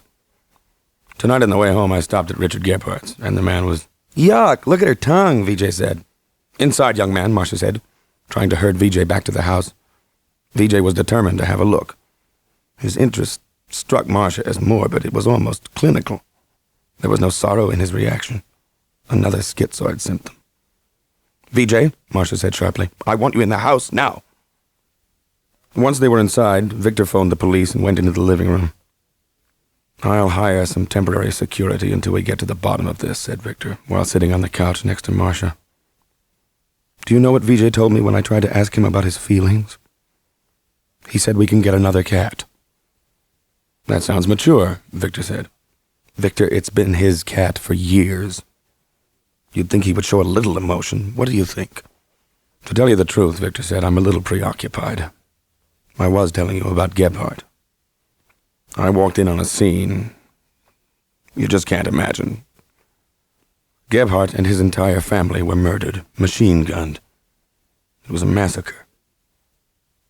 My God, what's going on?" She looked at her husband. He was her husband, after all, the man she'd loved all these years. "Are you all right?" "Oh, I'm hanging in there," Victor said. "Did Vijay see anything?" Victor shook his head. Marcia sighed with relief. Thank God. "Do the police have any motive for the killings?" "They think it's drug-related." "What a terrible thing," Marcia exclaimed. "I had an upsetting day myself, not anything like yours." Marcia told Victor about her visit with Mr. Remington, ending with the question of Victor's decision to let Vijay miss so much school. "I never made a decision for Vijay to miss school." "I was afraid of that," Marcia said. "I think we have a real problem on our hands. Truancy like this is a serious symptom of conduct disorder." The front door chimes sounded. The North Andover police arrived. After taking several photos of Kissa, searching the area, and recommending a local security firm to Victor, they left. "I want us both to have a talk with Vijay," Marcia said. Victor knew by the tone of her voice there would be no putting her off. He merely nodded and followed her to VJ's room. They entered without a knock. "I visited Mr. Remington," Marcia began. "He told me that you had been producing notes from your father to leave school. Is this true?" "Yes, it is true," VJ said flatly. Marcia felt like someone had let the air out of her sails. With her professional experience, Marcia expected VJ to deny the allegation. How she would have preferred the standard childish denial. "My only excuse is that I'm doing fine at school," VJ said. "That is my main responsibility." "If school is too easy, you should be advanced," Victor said. "I'm not interested in more structure. I've learned a lot at the lab, much more than at school. I want to be a researcher." Sensing that Victor was looking at her, she glanced at him. He shrugged. She did the same. "Well, we'll talk about this again," said Victor. He and Marcia left VJ's room. "At least he didn't lie," Victor said while walking down the back stairs. "I can't get over it," Marcia said. "I was sure he was going to deny it." "Well, isn't it a good sign that he didn't lie?" "Frankly, no. For a child his age, it's not normal at all. He didn't even show the slightest sign of remorse." Well, Victor rolled his eyes.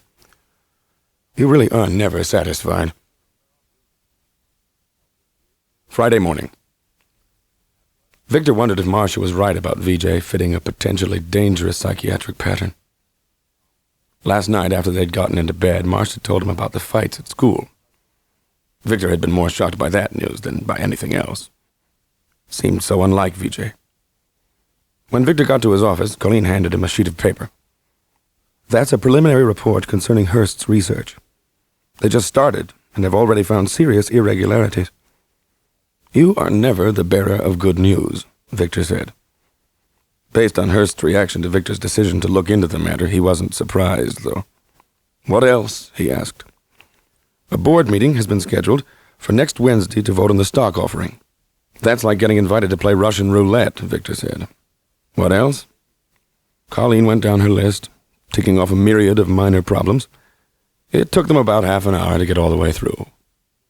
"Now it's my turn," Victor said.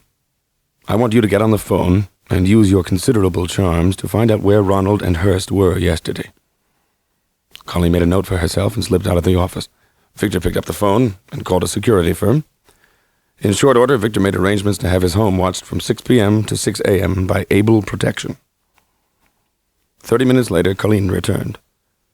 Both Dr. Beekman and Dr. Hurst were at Chimera all day. Friday afternoon. Victor was finally able to slip out of his office. On the way to his lab, Victor sought out Lewis at the computer center and inquired about the evening's plans. "We'll be ready," Lewis said. "It's just up to the hacker to log on and stay on. I'll keep my fingers crossed." "Me too," Victor said. "I'll be in my lab tonight. Have someone get in touch with me if he tries to tap in. I'll come right over." "Sure thing, Dr. Frank." "Dr. Frank," Robert said, "we had a positive on 2 of your samples." "You mean?" "Both blood samples were positive for trace amounts of cephalochlor." For a moment, Victor couldn't even breathe. "Are you sure?" Victor asked. Robert nodded. It wasn't until he was sitting down at his desk that he allowed himself to consider the significance of cephalochlor in the bloodstreams. The antibiotic had somehow been introduced. There was no doubt it had turned the NGF gene on. And with closed skulls and unchecked, the swelling would herniate the brain. Victor shuddered. Since neither child could have gotten the cephalochlor by accident, and since both got it at apparently the same time, it had to be a deliberate attempt to kill them. Why would someone want to kill 2 extraordinarily intelligent babies? And who? The only idea was a long shot. Some half-baked moralistic reactionary had stumbled onto the details of the NGF experiment. In a vengeful attempt to blot out Victor's efforts, the madman had murdered the Hobbs and Murray kids. But why hadn't VJ been disposed of? All at once, Victor understood that it was only at the daycare center that the babies' lives intersected. That they had to have received the cephalochlor at the daycare center. Victor marveled at the storm of events whirling around him. Gebhardt's murder, the purposeful elimination of 2 genetically engineered children, an escalating series of threats to himself and his family, fraud and embezzlement. Could these disparate incidents be related in some fantastic, grisly plot? Could VJ be at risk? How could Victor prevent him from receiving cephalochlor if there was some sinister hand trying to effect just that? Suddenly, he didn't like the idea of VJ wandering around Chimera on his own. Starting out in the lab, just as he had done on Wednesday, he began asking if anyone had seen VJ, but no one had seen either VJ or Philip at the cafeteria, library, fitness center, and daycare center. Victor headed for the security office built at the entrance to the Chimera compound. A guard wearing a brown uniform with the Chimera insignia patch on the upper sleeve jumped to his feet as Victor entered. "Good morning, sir," the guard said. A tag gave his name, Sheldon Farber. "Sit down," Victor said in a friendly tone. "I have a question of protocol. When a truck or van leaves the compound, does someone take a look inside?" "Oh, yes," Sheldon said. "And if there is equipment on board, you make sure it is supposed to be there?" "Certainly." "What if it is being driven by one of the management?" Sheldon hesitated. "Well, I suppose that would be different. From now on, I want all trucks, vans, and the like looked into no matter who is driving, even me, understand?" "Oh, yes, sir." "One other question," Victor said. "Has anyone seen my son today?" "I saw him down by the dam earlier this morning." Victor thanked Sheldon and started for the river. He felt a minor irritation. He could remember telling VJ to stay away from the river at least 4 to 5 times. Directly ahead stood an 8-story clock tower building designed as a replica of Big Ben in London. The closer he got to the river, the louder the roar from the waterfall. "VJ!" Victor shouted, but his voice was lost in the crash of the water. He continued past the eastern edge of the clock tower. He gazed at the expanse of the dam and the white water as it swirled furiously eastward. The force was enough for Victor to feel through his feet. Turning around, Victor shouted at the top of his lungs, "VJ!" But he bit off his shout with the shock that VJ was standing directly behind him, Philip a little further away. "There you are. I've been looking all over for you." "I guessed as much," VJ said. "What do you want?" "I want—" Victor wasn't sure what he wanted. "What have you been doing?" "Just having fun." "I'm not sure I want you wandering around like this, especially down here by the river. In fact, I want you home today." "But I don't want to go home," VJ complained. "I'll explain more later. It's for your own good." Friday evening. By 8:30, Victor was the only person in the lab. Closed behind several doors, he couldn't even hear the sounds of the animals as they paced in their cages or used their exercise wheels. Bent over strips of film, he was comparing David's DNA fingerprints. One taken when David was still healthy, and one of his cancerous liver tumor. What amazed him was that the two did not entirely match.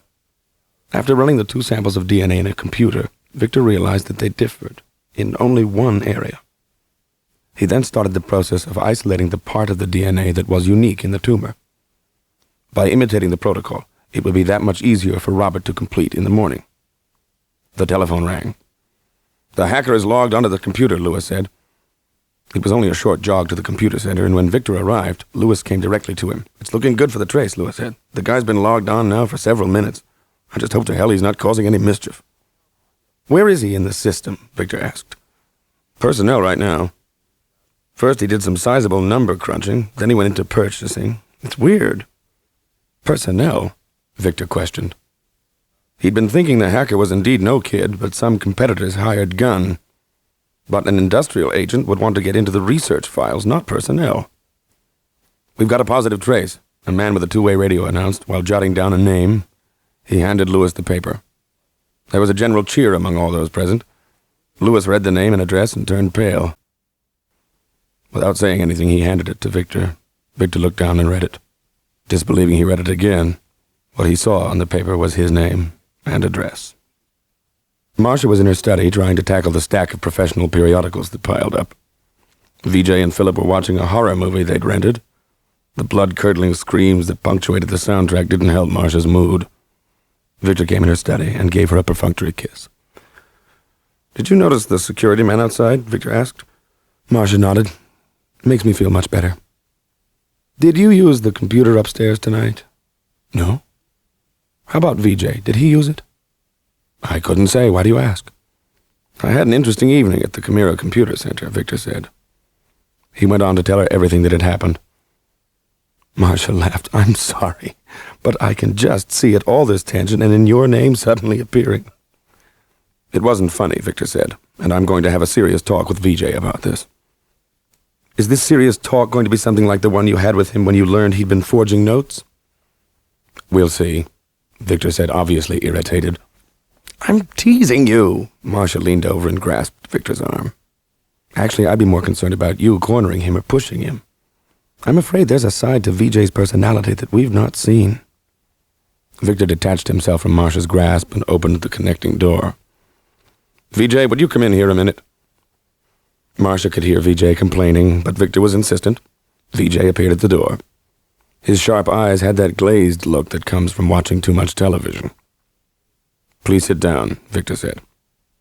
With a bored expression, VJ dutifully sat. Victor got right to the point. VJ, did you use the computer upstairs tonight?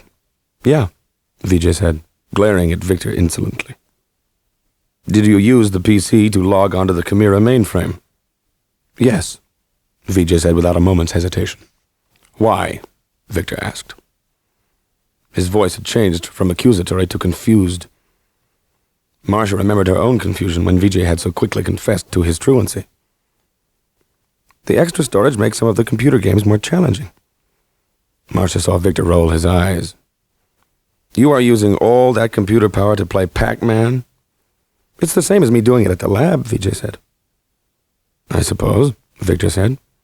Do you access the Chimera computer every Friday night? Usually. I play a few games, then I range around in the files, mostly personnel and purchasing. But why? Victor asked. I just want to learn as much as I can about the company, VJ said. Someday I want to run it, like you. I won't do it anymore if you don't want me to.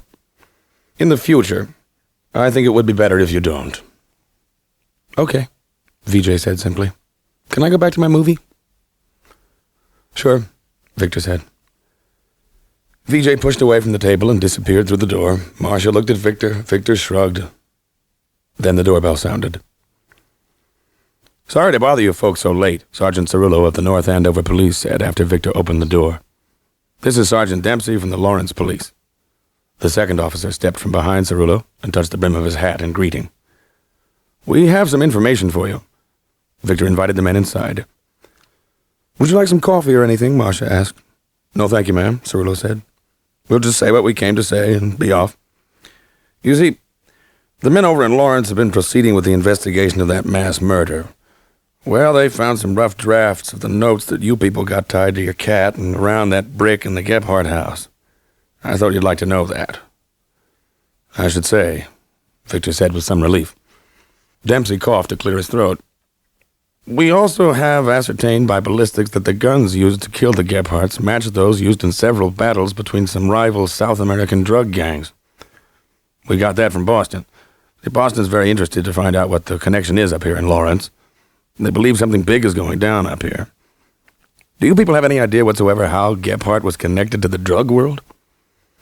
Absolutely none, Victor said. He was under investigation for embezzlement.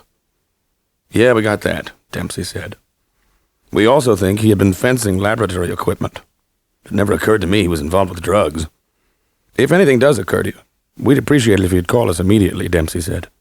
We sure don't want some drug war breaking out up here. The policeman left. Victor closed the door and leaned his back on it and looked at Marcia. Well, that solves one problem, Victor said. At least we know the harassment isn't going to continue. Saturday morning. Victor couldn't get the results of David's DNA fingerprinting out of his mind, nor of the cephalochlor being in the blood samples. He slipped out of his bed and went down the hall to the upstairs study. Sitting down at the desk, he booted up his PC. He wondered if he had ever transferred copies of the Hobbs and Murray files onto the PC's hard disk. To check, he called up the directory of the hard disk and searched. There were no Hobbs or Murray files. In fact, he was surprised to find so few files on the disk at all. Then, just before he was about to turn the machine off, he noticed that most of the storage space of the hard disk was used up. It didn't make any sense, knowing the fantastic storage capacity of one hard disk.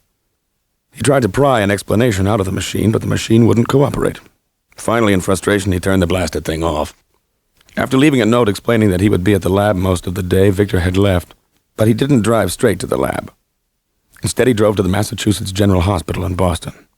Within an hour, Victor convinced a second-year resident in pathology to find Janice's tumor and to give him a tiny slice of it.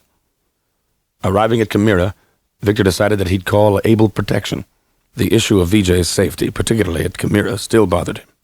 He'd get an experienced companion for the boy until he got to the bottom of the deaths. He arranged for VJ's security from 6 a.m. to 6 p.m. Peace of mind was worth the price. With that done, he searched for Robert, finding him already deeply involved with the project that Victor had started the night before. "You are going to hate me," Victor said, "but I have another sample." He took out the sample he had just gotten at Mass General. "I want this DNA fingerprinted as well." "You don't have to worry about me," Robert said. "I like doing this stuff." Back at his lab office, Victor called Marcia at home. "I've just made arrangements to have a security man stay with VJ all day. His name is Pedro Gonzalez. He'll be over shortly." "Why?" Marcia questioned. "Just to be 100% sure he is safe." "You're not telling me something," Marcia warned. "I want to know what it is." "It's just to be sure he's safe. We'll talk more about it later when I come home. I promise." Victor hung up the phone. He wasn't about to confide in Marcia, at least not about his latest fears. The children were deliberately killed, and VJ could be killed the same way if anyone introduced cephalochlor to his system. How did they get the cephalochlor? After making herself a second cup of coffee, Marcia sat down at the table and looked out at the rainy day. It felt good not to have to go to the office, although she still had to make her inpatient rounds. She wondered if she should be more concerned than she was about the bodyguard. That certainly sounded ominous. At the same time, it sounded like a good idea. But she was still sure there were facts that Victor was keeping from her. Footsteps on the stairs heralded the arrival of both VJ and Philip. They greeted Marcia, but were much more interested in getting out the milk and blueberries for their cereal. "What are you two planning on doing today?" Marcia asked. "Heading into the lab," VJ said. "Is Dad there?" Marcia nodded.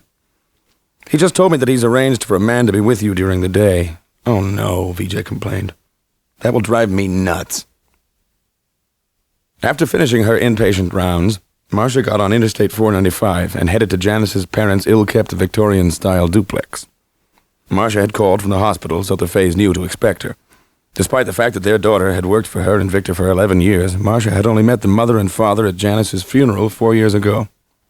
Marcia felt odd, standing on her parents' porch, waiting for them to open the door. "Please come in," Mary Fay said.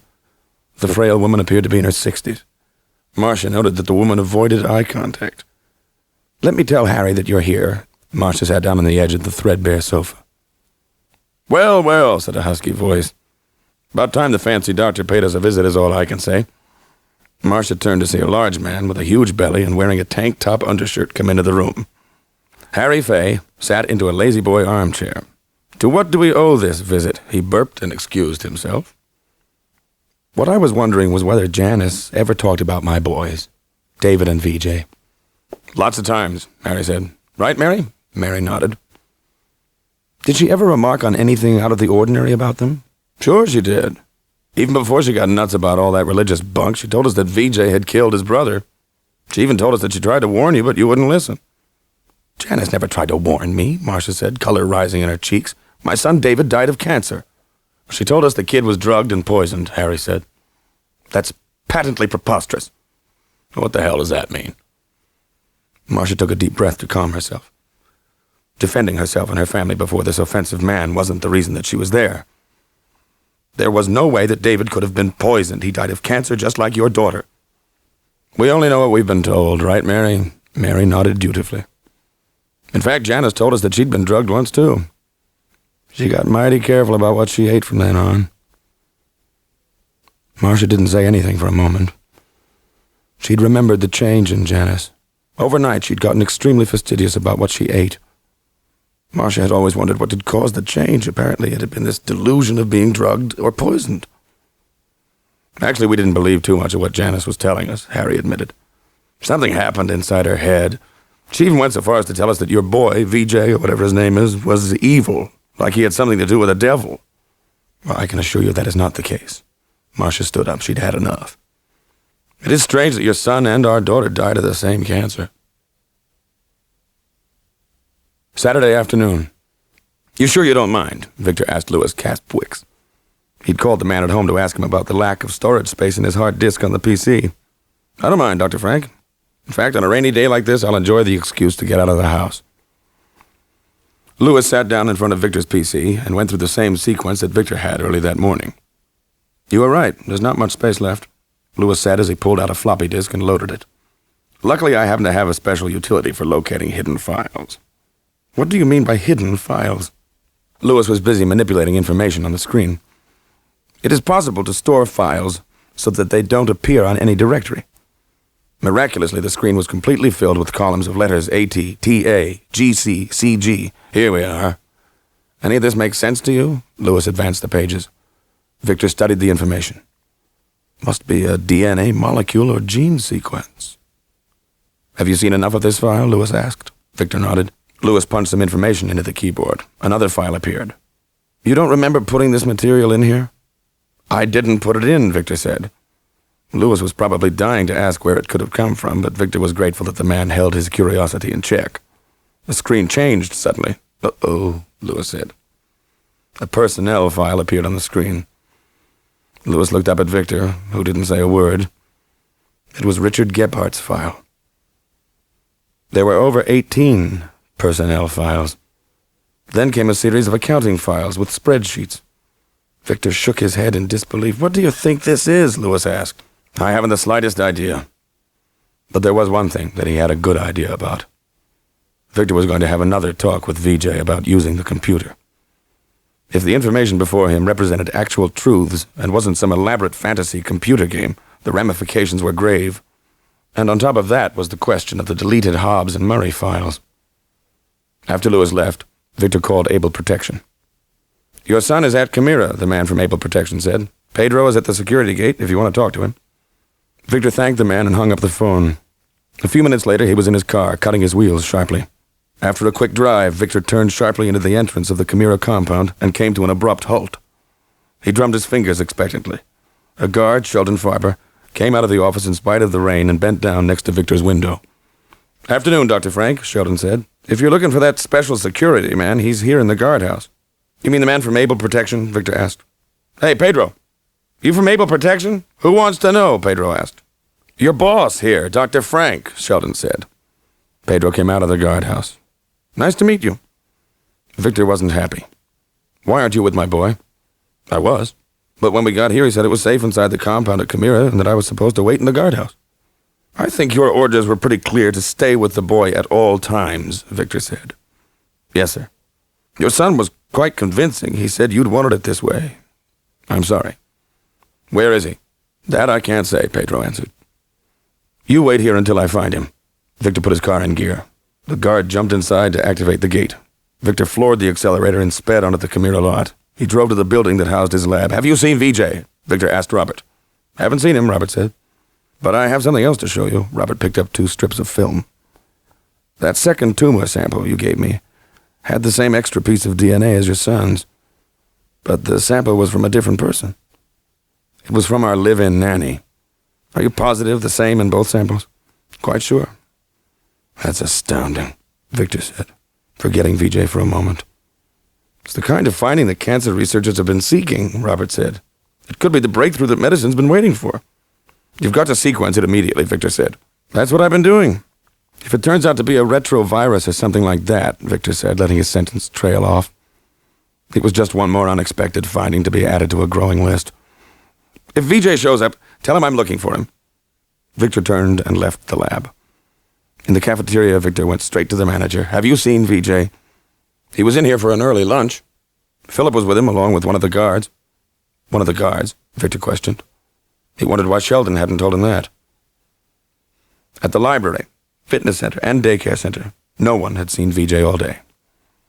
Getting an umbrella from his car, Victor set off towards the river. Passing the line of empty and unrenovated buildings, he realized there were hundreds of nooks where a boy could find entertainment. Victor continued moving upstream until his path was blocked by the 10-foot-wide sluice that separated from the mill pond and then ran parallel to it before leading to a tunnel. Victor skirted the sluice and continued the walk. Soon he came to the last building on the Chimera compound. Victor didn't call VJ as he'd done last time. He just looked and listened. Where the hell was VJ? Just what did VJ do at Chimera to keep himself occupied? Up until that moment, Victor had never given it much thought.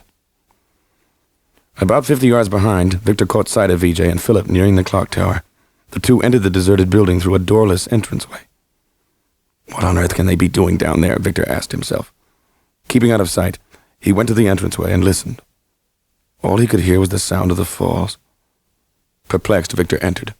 He waited a moment until his eyes adjusted to the dim light. He found just the kind of mess he'd expected to find in the abandoned building. Stealthily moving toward the center of the room, Victor tried to listen, but the noise of the falls was even more dominating. A series of small rooms opened onto the main room. At either end, and in the center of the building, were stairwells that led to the 2 floors above. Victor searched the maze of little rooms on all 3 floors of the building. Mystified, Victor returned to the first floor.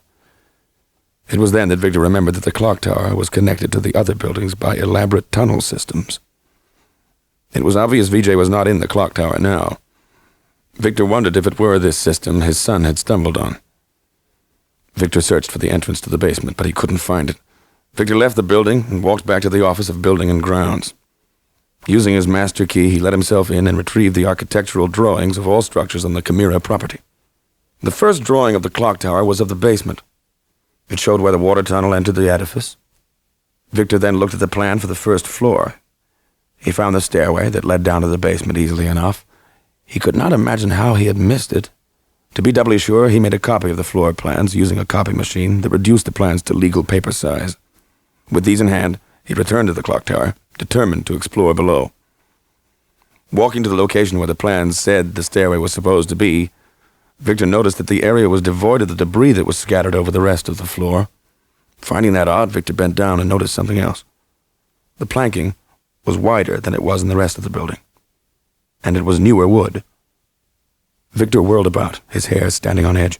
He could just make out the shadowy silhouette of a figure raising some sort of object over his head. Victor tried to lift his hand to protect himself from the blow, but he could not save himself from its power. After leaving the phase, Marcia stopped at a roadside concession and used the phone to call the Blakemores. It was about time she met VJ's friend from school, Richie Blakemore. She felt mildly awkward, but managed to get herself invited over. Marcia could not rid herself of the uncomfortable feeling she'd gotten when Edith and Carl Blakemore had first looked at her. There was something stiff and unnatural about Richie's parents. "I've wanted to meet you for some time," Marcia said. "You've been awfully nice to VJ. I'd like to return the favor." "What exactly do you mean?" Edith asked. "Well, for one thing," Marcia said, "I'd like to have Richie come over to our home and spend the night." "Why, exactly, would you like Richie to spend the night?" Carl asked. "To return the favor, of course. Since VJ has spent so many nights over here, I thought it only natural that Richie come to our house once in a while." Carl and Edith exchanged glances. "Your son has never spent the night here," Edith said. "We thought you'd come to talk about the fight," Carl said. "What fight?" "Apparently VJ and Richie had a little disagreement," Carl said. "Richie had to spend the night in the infirmary with a broken nose." As quickly and as gracefully as Marcia could, she left the Blakemore house. When she got into her car, she was furious. VJ was even worse off than she'd thought. How could she have missed so much? It was as though her son had a separate life, one entirely different from the one he presented. Such cool, calm deceit was markedly abnormal. What was happening to her little boy? Victor gained consciousness gradually. Through a haze, he recognized VJ's voice, and the boy was angry, yelling at someone, telling them that Victor was his father. Victor felt himself being shaken, his head hurt, and he felt dizzy. Reaching up, he felt a lump the size of a golf ball on his forehead. "Dad." Victor opened his eyes. He was looking up into VJ's icy blue eyes. Beyond VJ were other faces with swarthy complexions. Gritting his teeth, Victor sat up. VJ helped steady him. "Are you all right, Dad?" "I think so," Victor said. The strangers were Hispanics dressed in the typical Chimera security uniforms, but he didn't recognize any of them. Behind them stood Philip, looking sheepish and afraid.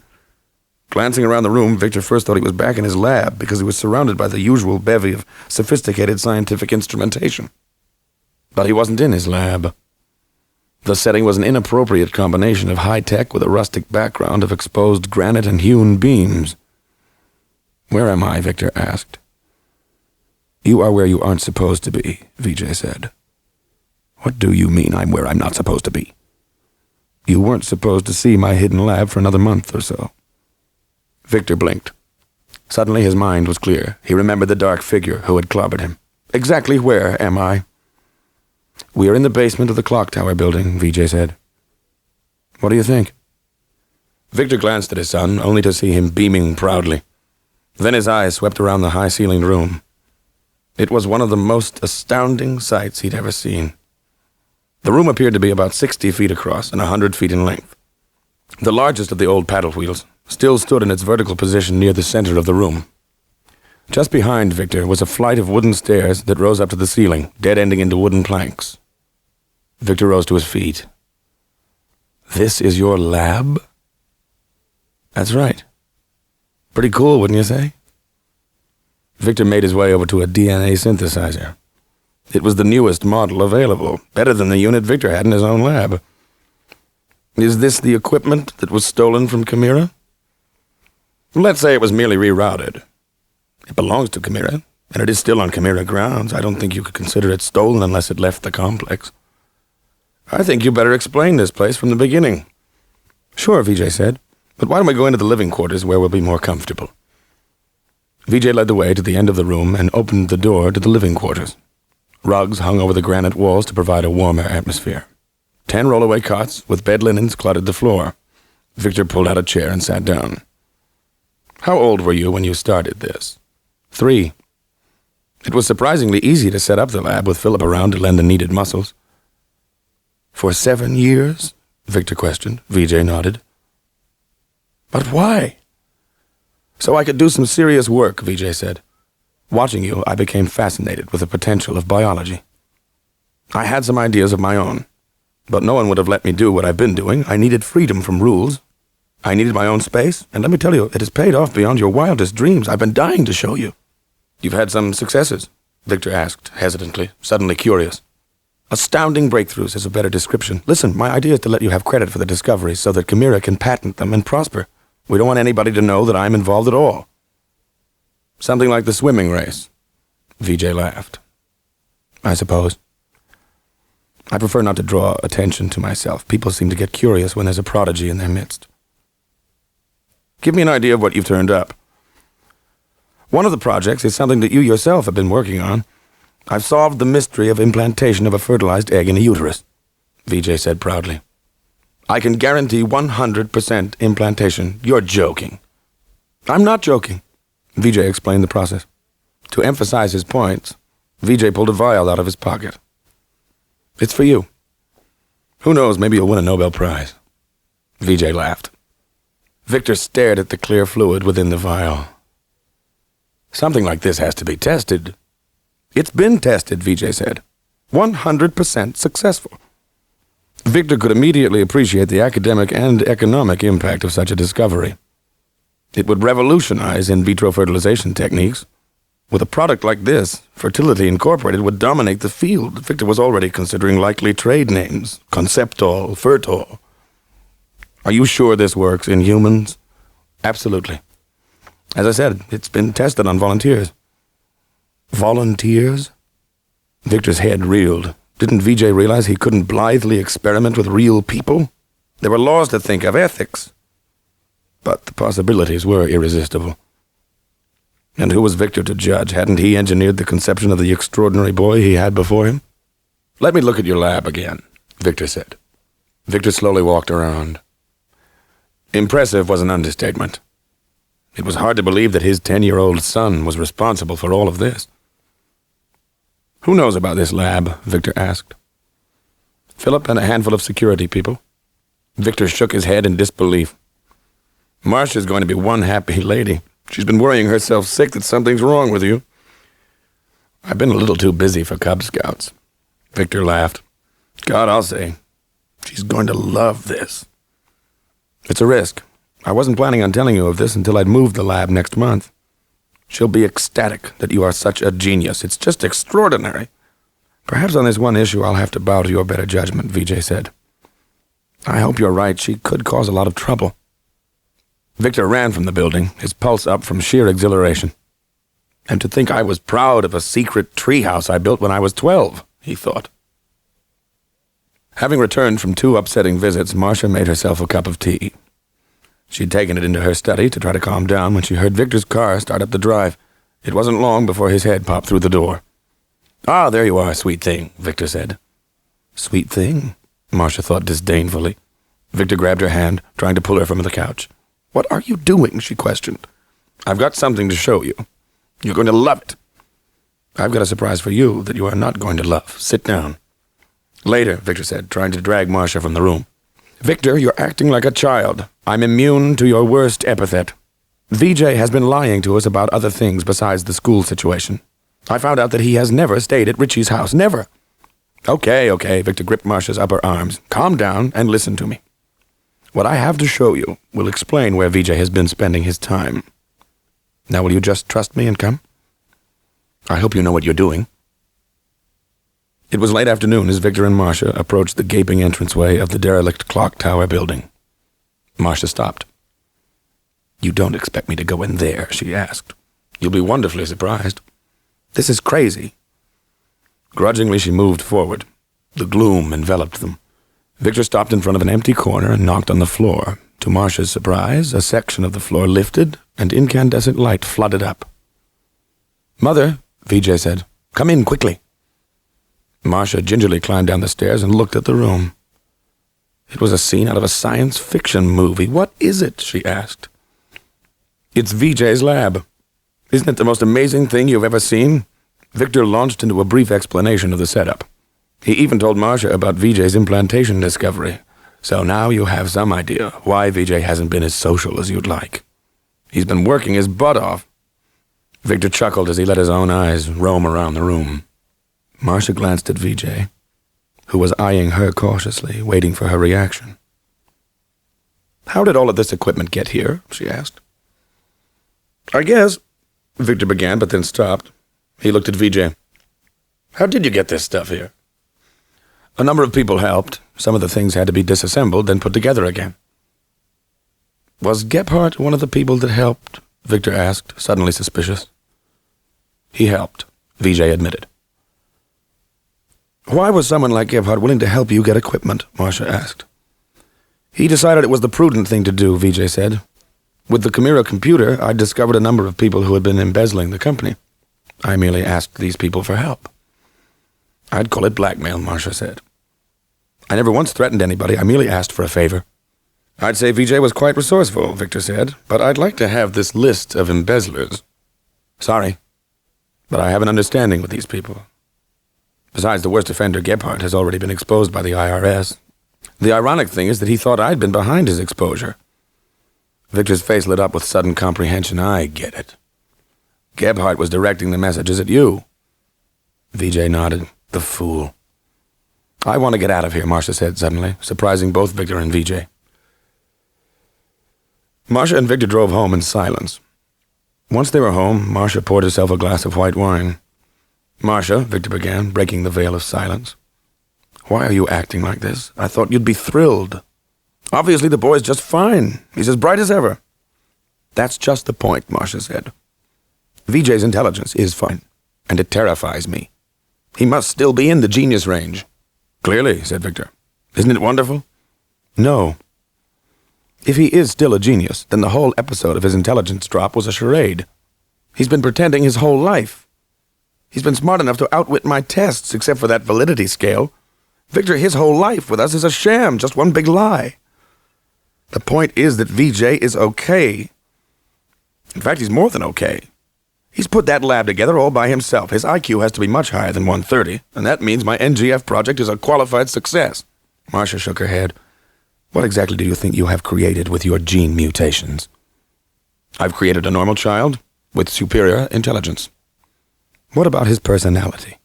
"Oh, damn the personality," Victor snapped. "So what if he has a few hang-ups? We all do."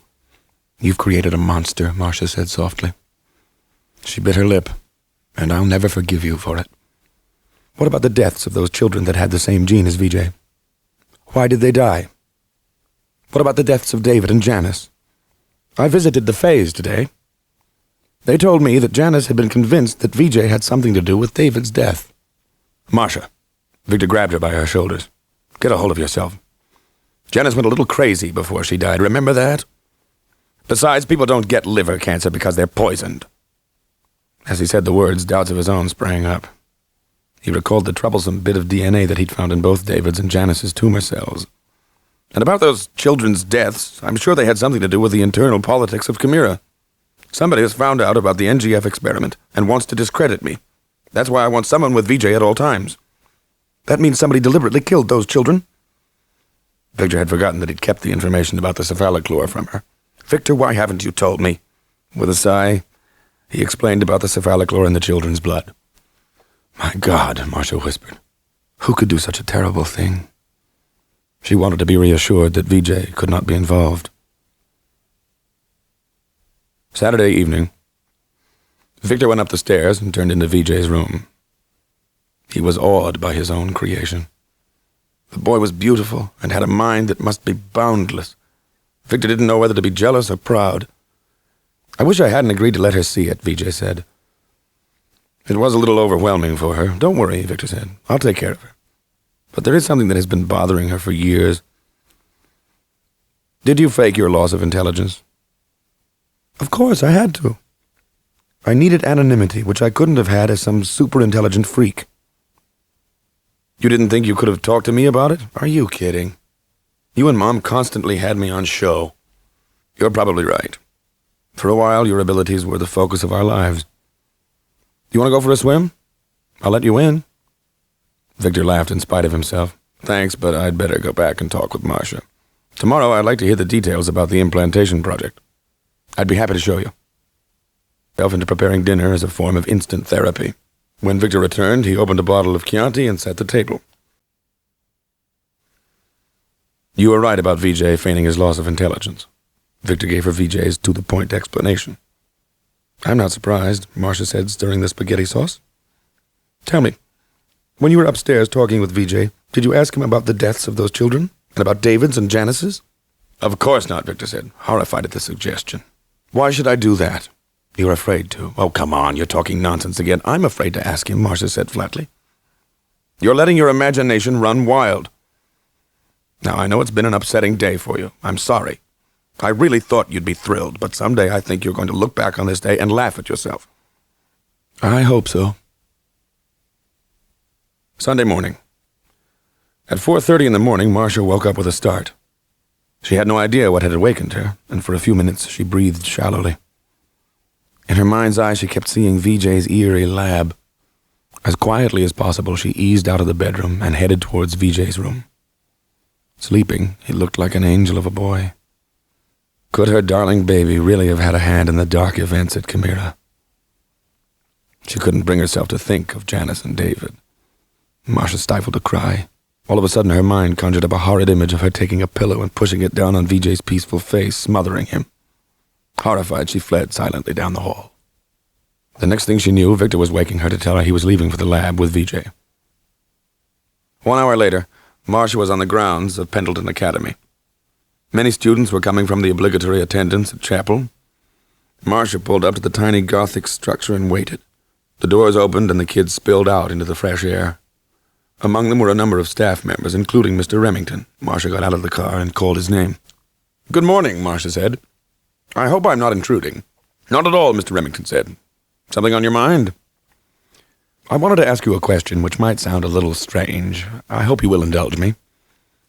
You told me that the instructor who tried so hard to befriend VJ died. What did he die of? The poor man died of cancer. Do you know what kind of cancer? I'm afraid I don't, but his wife is still on staff here. Do you think I might speak with her today? Marcia asked. I don't see why not. Her cottage is just a stone's throw away. On my way home, I'd be happy to introduce you. Minutes later, Marcia was introduced to Mrs. Stephanie Cavendish. Mr. Remington excused himself after Stephanie invited Marcia inside. Marcia gathered her courage. I hope you don't think me too forward, but I'd like to ask a personal question.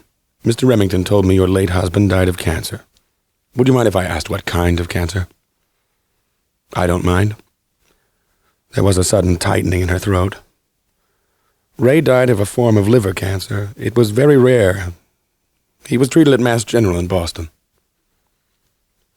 Marcia felt as though she'd been hit. This was exactly what she was afraid of hearing. As tactfully as she could, she ended the conversation, but not before Mrs. Cavendish let Joe Arnold know that Marcia would be stopping by to see him. He's a very popular history teacher who I believe was close to your David. Joe Arnold wasn't the sort of stuffy professor type Marcia had expected. His warm brown eyes lit up when he opened the door to greet her.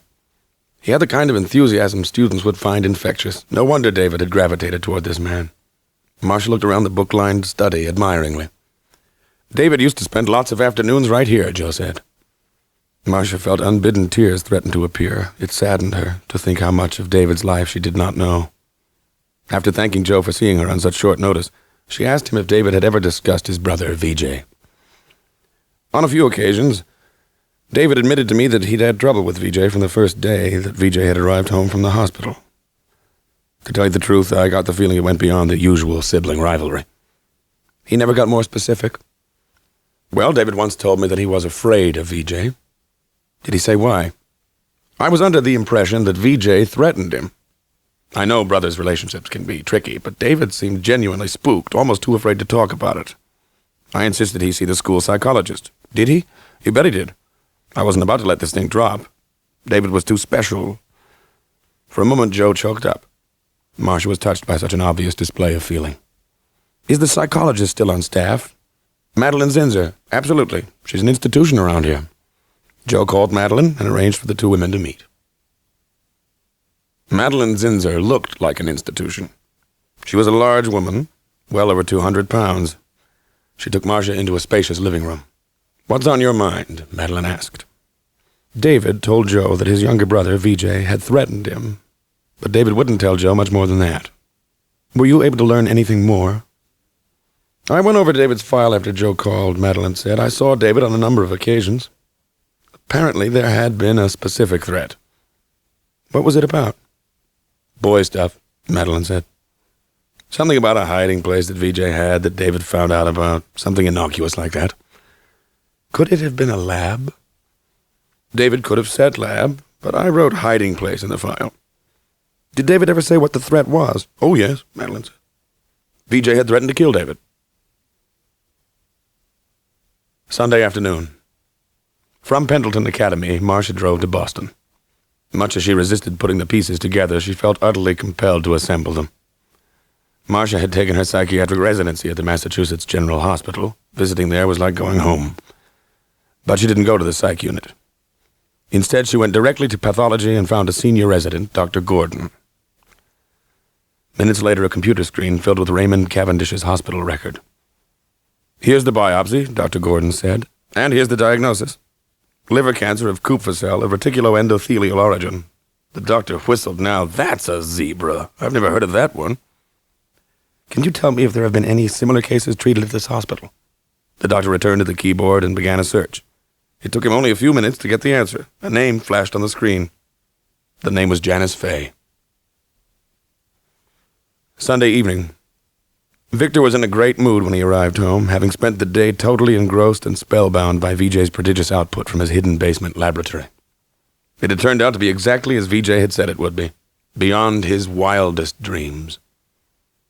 "Marcia!" Victor yelled as soon as he got inside. Marcia was sitting in the dark family room. "Where's VJ?" She sounded tired. "He insisted on going off on his bicycle, but have no fear, Pedro's with him." "We should worry about the security man." Victor turned on the light. Marcia shielded her eyes. "Please keep it off for now." Victor obliged. He'd hoped she'd be in a better mood, but it wasn't looking good. Undaunted, Victor sat down and launched into a lavish praise of VJ's work. "If VJ wasn't so intent on secrecy," Victor said, "he could be in contention for a Nobel Prize. As it is, he wants me to take all the credit. Does that sound like a personality disorder to you?" Without a response from Marcia, Victor ran out of things to say. "I hate to ruin your day, but I'm afraid I have learned more disturbing things about VJ." This was not the response Victor was hoping for. The one teacher at the Pendleton Academy who made a big effort to get close to VJ died of cancer. Okay, he died of cancer. Victor could feel his pulse quicken. Liver cancer. The same rare type that both David and Janice died of, Marcia said. For an extremely rare cancer, a lot of people seem to be contracting it, people who cross VJ. A heavy silence settled over the family room. And then I spoke to a Mr. Arnold, David's history teacher. It turns out he was close to David. Do you know that VJ threatened David? For God's sake, Marcia, kids always threaten each other. VJ threatened to kill David. Wake up, Victor! I don't want to talk about it anymore, at least not now. He was still high from the day's tour of VJ's lab. Was there a darker side to his son's genius? Could VJ, the genius behind the new implantation process, also be behind the murders? Victor couldn't consider the horror of it all. It was impossible. Someone at the lab killed the kids. But if her fears were in any way justified, what would he do? How could he blithely support VJ in his many scientific endeavors? And if it was true, if VJ was half prodigy, half monster, what did it say of him, his creator? Marcia might have insisted more, but just then VJ arrived home. VJ glared at Marcia, his blue eyes more chilling than ever. Marcia shuddered. She could not return his stare. Her fear of him was escalating. Victor paced his study. As far as he knew, everybody was long since tucked into bed. It had been a strained evening with Marcia closeting herself in the bedroom after Victor had refused to discuss VJ anymore. The case of the rare liver cancer ate at him, especially in the light of the fact that both David's and Janice's tumor had that extra bit of DNA in them. That had yet to be explained. What else was VJ doing behind his lab's closed doors? Aside from the implantation method, just what was he up to? Even during the tour, extensive though it was, Victor couldn't help but feel VJ wasn't letting him in on everything. Monday morning.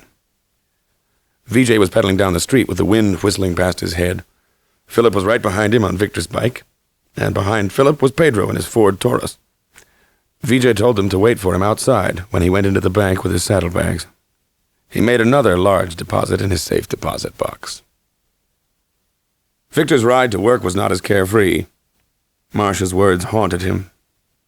For an extremely rare cancer, a lot of people seem to be contracting it, people who cross VJ. Victor wondered just how he'd feel if Marcia contracted it. Just how was VJ prepared to handle trouble? At the office, Victor requested Colleen to schedule a meeting with Ronald so that he could confront the man about the problems associated with the NGF work. If that didn't turn up anything, which he didn't expect it would, he would schedule a meeting with Hurst. Hurst had to be the culprit. Victor prayed as much. More than anything else, he wanted to uncover some hard evidence that he could lay in front of Marcia and say VJ had nothing to do with this. Monday afternoon. Victor and VJ used Victor's car to leave Chimera and cross the bridge over the Merrimack. With VJ's directions, they soon pulled up to one of the old mills across the river from Chimera. VJ was out of the car first, eager to show Victor his creation. The building had 3 floors, and it was the most impressive setup Victor had ever seen. It had animal rooms, operating theaters, huge fermenters, and a microbiology laboratory. What do you think? VJ asked proudly as they stood in the hall on the 3rd floor. They had to move frequently as there were workmen everywhere, installing the most recently delivered equipment. I'm simply astounded. But this has cost a fortune. Where did the money come from? One of my side projects was to develop a marketable product for recombinant DNA technology, VJ said. What's the product? VJ grinned. It's a trade secret. VJ then opened the door. I've got one more surprise for you. There's someone I'd like you to meet. VJ threw the door open and gestured for Victor to go inside. A young woman bent over a desk, straightened up. Dr. Frank, what a surprise. For a moment, Victor didn't know what to say. He was looking at Mary Millman, the surrogate who had carried VJ. VJ reveled in his father's shock. I needed a good secretary, and I have to admit I was curious to meet the woman who gave birth to me. Upon Victor's return to his office, Colleen immediately relayed the message that Robert Grimes had called from the lab. Victor sat down heavily at his desk. Under normal circumstances, such a message from his head technician would have made him tingle with anticipation, but now it had to be something else. Fortifying himself as best he could, Victor returned the call. I've pretty well sequenced the DNA fragment in the 2 tumors, Robert said. It's undoubtedly some kind of artificially fabricated gene. There was a pause. Are you still there, Dr. Frank? You're sure about this? Victor's voice wavered. The implications were becoming all too clear. Absolutely. I was surprised myself. I've never heard of such a thing. My first guess was that these people picked up some kind of a DNA vector, and it got into their bloodstreams. That seemed so strange that I gave it a lot more thought. The only possible mechanism that I could come up with involves red blood cell bags filled with this infectious gene. As soon as the Kupfer cells in the liver picked them up, the infective particles inserted themselves, and bingo, liver cancer. But there's only one problem with this scenario. What? There's only one way that it could get into somebody's bloodstream, Robert said, oblivious to the effect all this was having on Victor. They would have to be injected. I know that Robert never had a chance to finish his sentence. Victor had hung up. The mounting evidence was incontrovertible. There was no denying it. Marcia burst into the room and closed the door forcibly. She leaned over his blotter and looked him directly in the eye. I know you would rather not do anything, she said. I know you don't want to upset VJ, but you are going to have to face reality. Marcia stopped abruptly. Victor wasn't reacting. Victor? His eyes had a dazed, unfocused look. Marcia, sit down. Marcia sat down, studying her husband intently. Her pulse began to quicken. I've learned something worse, Victor said. David's and Janice's cancers had been artificially induced. A foreign cancer-causing gene was put into their bloodstreams. Marcia cried out. Even though she had begun to suspect as much, the confirmation was as horrifying as if she'd been given the news cold. Coming from Victor, who had fought her tooth and nail, made it all the more damning. It had to be VJ, she whispered. Victor slammed his palm on top of his desk. We don't know that for sure. All these people knew VJ intimately, and he wanted them out of the way. Victor shook his head in grim resignation. How much blame lay at his door, and how much lay at VJ's? Victor wasn't sure he could live with his conscience. Marcia began hesitantly, but her conviction made her strong. I think we have to know exactly what VJ is doing in the rest of that lab of his. Victor stared out of the window at the clock tower, knowing that VJ was working there right now. Let's go find out. The eyes that had started as mere dimples on the rostral sides of the embryo at 22 days of development achieved a normal appearance by 33 weeks. Although the optic nerves were not yet covered by their protective myelin sheaths, they were functional, if slow. Spontaneous firing of specific neurons within the motor area of the brain enervated the eyelids. The lids fluttered open, breaking the mucoid glue that had sealed them together. Shimmering blue light flooded into the pupils and fell on the virgin retinas. The light-sensitive cells fired innumerable impulses back to the brain in response. These impulses arrived in the visual centers, contributing to the overall electrical excitement, raising the level of consciousness. The metal plugs that had blocked the ear canals had disappeared 5 weeks previously. The spiral of corti, a neuroreceptor, had matured. Axons suddenly penetrated deep into the brain. The constant bubbling noise that surrounded the fetus was transmitted through the cerebral cortices, magnifying the overall excitation and augmenting the level of consciousness. Consciousness was on the brink of evolving into awareness. Victor entered VJ's lab first. By the time Marcia was down the stairs, Victor rounded the paddle wheel and was heading toward the intimidating metal door barring the entrance to the unexplored portion of VJ's lab. Hey! Yelled Jorge, jumping up and sprinting across the room. Jorge pulled Victor around roughly. Nobody's allowed in there, he snarled. Marcia recognized the man. Victor put his hand on Jorge's face and pushed him back. The gesture took Jorge by surprise, and he fell to one knee. He pulled a knife from his boot and flicked it open. Victor! Marcia screamed. Jorge came at him, holding the knife like a miniature rapier. Victor parried the thrust, but Jorge got a hold of his arm. The knife rose menacingly. Stop it! VJ yelled. 2 security men got between the 2 combatants. He was going into the back lab, Jorge cried. Let him go, VJ ordered. Victor was released with a shove. Victor made another move for the door. VJ reached out to grasp his arm. Are you sure you're ready for this? I want to see it all. Victor pulled the door open. Pale blue light flooded out. Victor stepped over the threshold with Marcia right behind him. VJ followed, then pushed the door closed. 4 50-gallon glass tanks were illuminated by heat lamps and gave off an eerie blue light. Marcia's jaw dropped. Inside each tank, and enveloped in transparent membranes, were 4 fetuses swimming about in their artificial wombs. They watched Marcia as she walked down the aisle, their blue eyes fully open. They gestured, smiled, and even yawned. Neither Marcia nor Victor could speak. So appalled were they by the sight of the gestating children. Although they had tried to prepare themselves for the unexpected, this was a shock too outrageous to behold. "How old are these children?" Marcia asked. 8.5 months old, Vijay said. "I'll keep them gestating a lot longer than the usual 9 months. They will be easier to raise the longer I keep them in their tanks." "Where did you get the zygotes?" Victor asked. "I'm pleased to say that they are my brothers and sisters." Vijay laughed at Marcia's incredulous expression. "Come now. This can't be that much of a surprise. I got the zygotes from the freezer in Father's lab." "There were 5, Victor said. Where's the 5th? "Good memory. Unfortunately, I had to waste the 5th on an early test. But 4 is plenty for statistical extrapolation." Victor was astounded. He knew that Vijay had to artificially duplicate the complicated interplay of forces necessary to take a fertilized egg to an entire organism. The feat represented a quantum leap in biotechnology. Victor shuddered to consider the diabolical potential of what his creation had created. Marcia timidly approached one of the tanks. A boy child looked back at her as if he wanted her. "Their heads!" Victor came up beside her. "What's the matter with his head?" "Look at the eyebrows.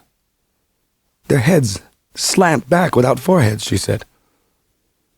"They're mutated," Vijay explained. "I'm aiming at a level of intelligence similar to Philip's." "What's beyond that door?" Victor asked. "Haven't you seen enough?" Vijay asked. "I've got to see it all." Victor left Marcia staring at the tiny boy child. How could Vijay deliberately make his own brothers and sisters, such as they were, retarded? His Machiavellian rationale made her shudder. Marcia pulled herself away and followed Victor. She had to see everything, too. Could there really be anything worse than what she had just seen? The next room contained huge stainless steel containers lined in a row. They looked like giant kettles she'd seen at a brewery when she was a kid. Several men without shirts labored over one of the vats. "What are these tanks?" Marcia asked. Victor could answer. "They're fermenters for growing microorganisms like bacteria or yeast." Then Victor asked Vijay, "What are they making?" "They are making money," Vijay said with a smile. "I'm not in a mood for riddles," Victor said. Vijay sighed. "I had a short-term need for major capital. Obviously, going public wasn't an alternative for me. Instead, I imported some coca plants from South America and extracted the appropriate genes. The product is marvelous." "What is he saying?" Marcia asked. "He's making cocaine." "Oh, this is purely temporary," Vijay explained. "Shortly the new lab will be running on its own merit without the need for contraband. Now you've seen it all. We have to have a serious talk." Without a word, Vijay led them to the living quarters. "I have to know what you are planning to do about all this. I've been honest with you as time you were honest with me." Victor and Marcia exchanged glances. When Victor didn't speak, Marcia did. "I have to know the truth about David, Janice, and Mr. Cavendish." "At the moment, I'm not interested in peripheral issues," Vijay said. "The magnitude of my projects transcends all other issues that otherwise might be pertinent. I'm afraid I have to know about these people before I can judge." Vijay glanced at Victor. "Is this your opinion also?" Slowly, Victor nodded. "I was afraid of this," Vijay murmured.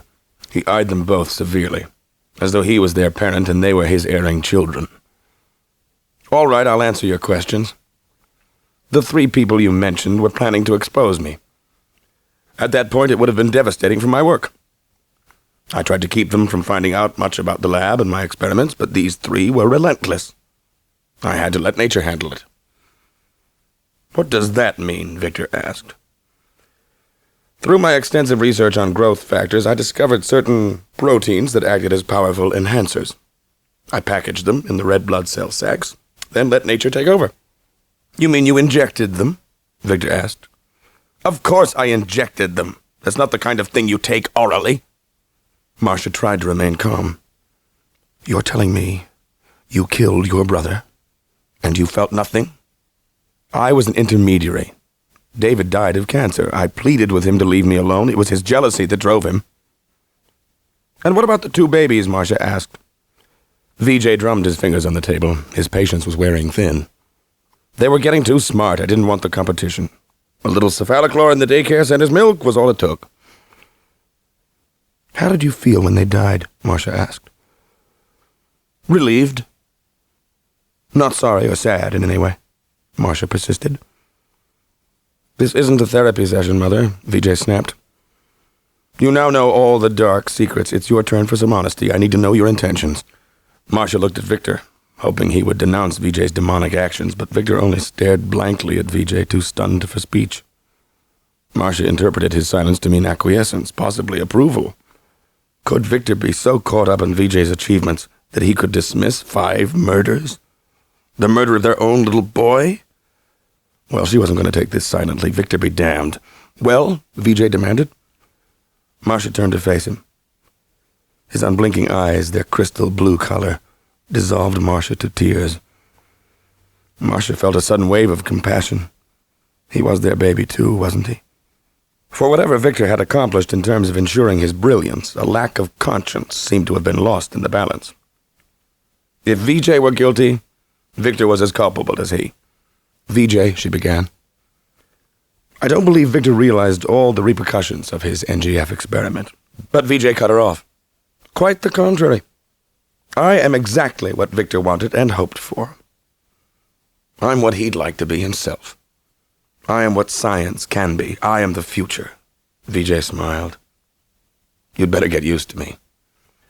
Maybe you are what Victor intended in scientific respects, but I don't think he foresaw the kind of personality he was creating. VJ, what I'm trying to say is, if you did commit those murders, if you are manufacturing cocaine and can't see the moral objections to these actions, well, it's not all your fault. Mother, said VJ, exasperated, you always get so sidetracked. Feelings, symptoms, personality. I reveal to you the greatest biological achievement of all time, and you probably want me to take another Rorschach test. This is absurd. Science is not supreme. Morality must be brought to bear. Can't you understand that? That's where you're wrong, and Victor proved that he holds science above morality by the act of creating me. By conventional morality's dictates, he should not have gone through with the NGF experiment, but he did. He is a hero. What Victor did in creating you was born out of unthinking arrogance. He didn't stop to consider the possible outcome. He was so obsessed with the means and his singular goal. Science runs amok when it shakes loose from the bonds of morality and consequence. VJ clucked his tongue in disagreement. Then he turned his fierce blue eyes on Marcia. Morality cannot rule science, because morality is relative and therefore variable. Science is not. Morality is based on man and his society, which changes over the years from culture to culture. What's taboo for some is sacred for others. Such vagaries should have no bearing here. The only thing that is immutable in this world are the laws of nature that govern the present universe. Reason is the ultimate arbiter, not moralistic whims. VJ, it's not your fault, Marcia said softly, sadly shaking her head. Your superior intelligence has isolated you and made you a person who is missing the human qualities of compassion, empathy, even love. You feel you have no limits, but you do. You never developed a conscience, but you can't see it. It's like trying to explain the concept of color to someone blind since birth. VJ leaped from his chair in disgust. With all due respect, he said, I don't have time for this sophistry. I've got work to do. I must know your intentions. Your father and I will have a talk without children present, Marcia said. VJ's eyes were afire. He turned and left the room. The door slammed and clicked. VJ had locked them in. Is there any question in your mind at this point what you're dealing with? Marcia asked. Victor shook his head in helpless dismay. What are you prepared to do? Victor shook his head again. I never thought it would come to this. Marcia, you have to believe me. If I'd known, if they ever got through this, he wasn't sure he could live with himself. How could he expect Marcia to? Victor put his face in his hands. Marcia touched his shoulder. Finally, Victor had come to his senses. We have to decide what to do. He turned to his wife. First, we have to get out of here. Maybe we could make some sort of bargain, Marcia said. Get him to let one of us go while the other stays here. So one of us becomes a hostage, Marcia nodded. I think you should go, Victor told her. You've got to figure out how to put a stop to him. I'm confident he won't harm me, at least not until he's sure that I mean to cause him trouble. He trusts you more than he trusts me. He seems to seek your approval. In that respect, he seems to be like any other child. I'll think of something, Victor assured her. Taking a deep breath, Victor banged the door with his fist. VJ appeared in the door with several of the South Americans backing him up. I'm ready to talk, Victor said. Alone. VJ nodded and stepped aside while Victor crossed into the main room. VJ locked Marcia in. She's really upset, Victor said. Killing David, that was inexcusable. I didn't have any choice. His eyes didn't blink. We shouldn't have told Marcia about the lab. She doesn't have the same regard for science as we do. You're right about that. VJ eyed Victor closely. I think you better tell me what your intentions are. Marcia will come around once the shock of everything wears off. How do you plan to deal with her? I'll convince her of the importance of your work and your discoveries, Victor said. She'll feel differently once she understands that you've done more than any other person in the history of biology, and you're only 10 years old. VJ swelled with pride. Marcia had been right. Like any other kid, he sought his father's praise. Well, I have to get back to work, and I'm sure Marcia has patients to see, so I think we'll be leaving. We'll see you at home. VJ shook his head. I think it's too soon for you to leave. Victor laughed. But you're joking, of course. We can't stay here. I have a lot of work to do. Besides, everyone knows I'm on grounds. Sooner or later, they'd start searching for me. VJ considered the situation. Okay, you can go, but Mom will have to stay here. Victor was impressed that Marcia had been able to anticipate him so correctly. I'd be with her every minute. One or the other, VJ said. Don't disappoint me, Father. Together we will revolutionize the biotechnology industry.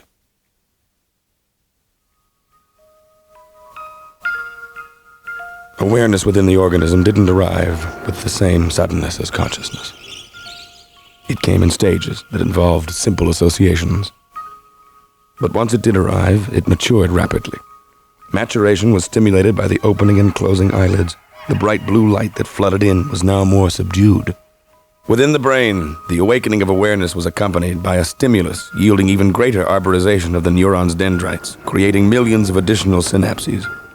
Added to this was the constant increase in background electrical excitation coming from the rapidly developing organs of sense.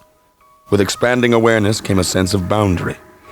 The fetus's movements were restricted by a shroud and a tethering tube. Beyond the shroud was a flat surface that seemed to define the border of another universe. Out there, vague shapes began to appear and disappear, often springing out of the seeming nothingness with a terrorizing suddenness. Fear was born, along with a sense of longing and a feeling of isolation. But also burgeoning was the hope that whatever they were not alone.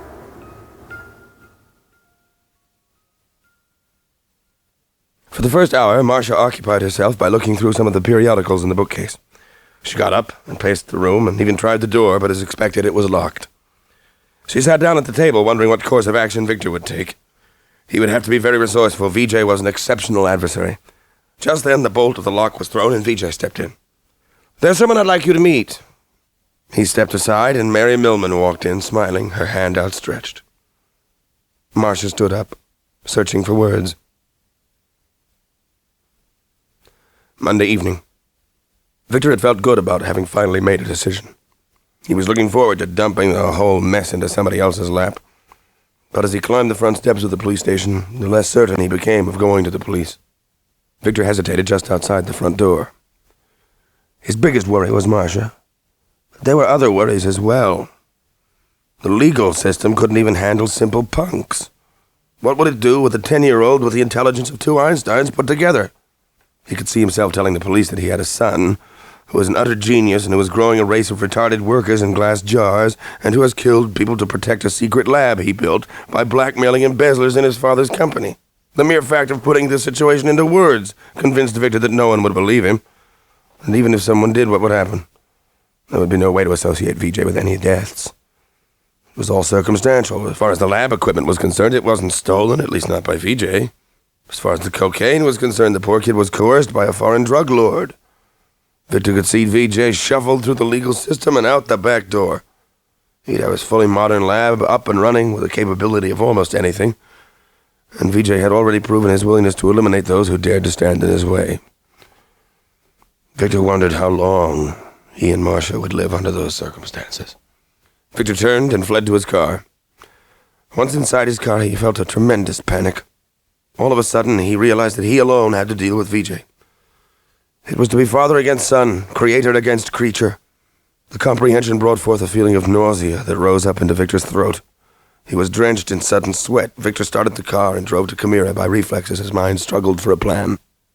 Victor wanted to come up with some sort of cataclysmic event that would get rid of the entire mess in one fell swoop. He suddenly jammed on his brakes, bringing his car to a screeching halt at the side of the road. Almost miraculously, a plan began to form in his mind. It might work, he said, through clenched teeth. He slammed down the accelerator and the car surged ahead. When he got into his lab, he forced himself to stop for a moment to calm down. Gradually, his heart rate began to slow. To accomplish the first part of his plan, he needed a steady hand. Victor had all the things needed in his lab. He had plenty of glycerin, sulfuric and nitric acids, timing devices, and even the battery pack. For the first time in his life, all the hours he'd spent in chemistry lab in college paid off. Expertly, he created nitroglycerin and packed it into an empty soda can. Carefully, he laid the soda can, the battery pack, and the timing device on crumpled paper towels in the briefcase. With gentle pressure, he closed and latched the lid. First, he had to get Marcia out. Going into his lab office, he found the photocopies of the building's basement. He hoped he might get Marcia out through one of the tunnels, but from studying the floor plans, it immediately became clear that none of the tunnels entered the clock tower, anywhere near the living quarters where she was being held. Carrying the briefcase as carefully as possible, Victor crossed to the cafeteria building and went down into the basement. The tunnel reminded Victor of some ancient Egyptian tomb. He could only see about 40 feet in front of him. The floor was full of rubble and trash. Taking a deep breath for courage, Victor stepped into the cold, damp tunnel. Finally, Victor reached the first floor of the edifice immediately upriver from the clock tower. He went to the nearest window and glanced at the clock tower. He then looked toward the river and saw his goal. About 40 feet from where he stood was the point where the old main sluice left the river, running toward the clock tower and into its tunnel. After one last look to make sure there were no guards about, Victor left the building and hurried over to the sluice. He went directly to the two rusted gates that held back the water in the mill pond. Now he just had to set it to blow. Too little time would be a disaster, but so would too much. Surprise was his main advantage, but there was no good way to guess how much time he'd need for his next task. Arbitrarily, he settled on 30 minutes. Taking a deep breath, he wedged the briefcase between the sluice gate and the steel rod that supported it. A single rusty bolt was the Achilles heel of the mechanism. Completely winded, Victor arrived at the entranceway to the clock tower building. He hesitated for a moment to catch his breath, but a glance at his watch horrified him. Only 16 minutes left. "My God," he whispered as he rushed inside and entered VJ's lab. "Father?" VJ said with surprise. "I didn't expect you until tomorrow." "Couldn't stay away," Victor said with a laugh. "I finished up what I had to get done. Now it's your mother's turn. She has some patients who need her." Victor's eyes surveyed the room.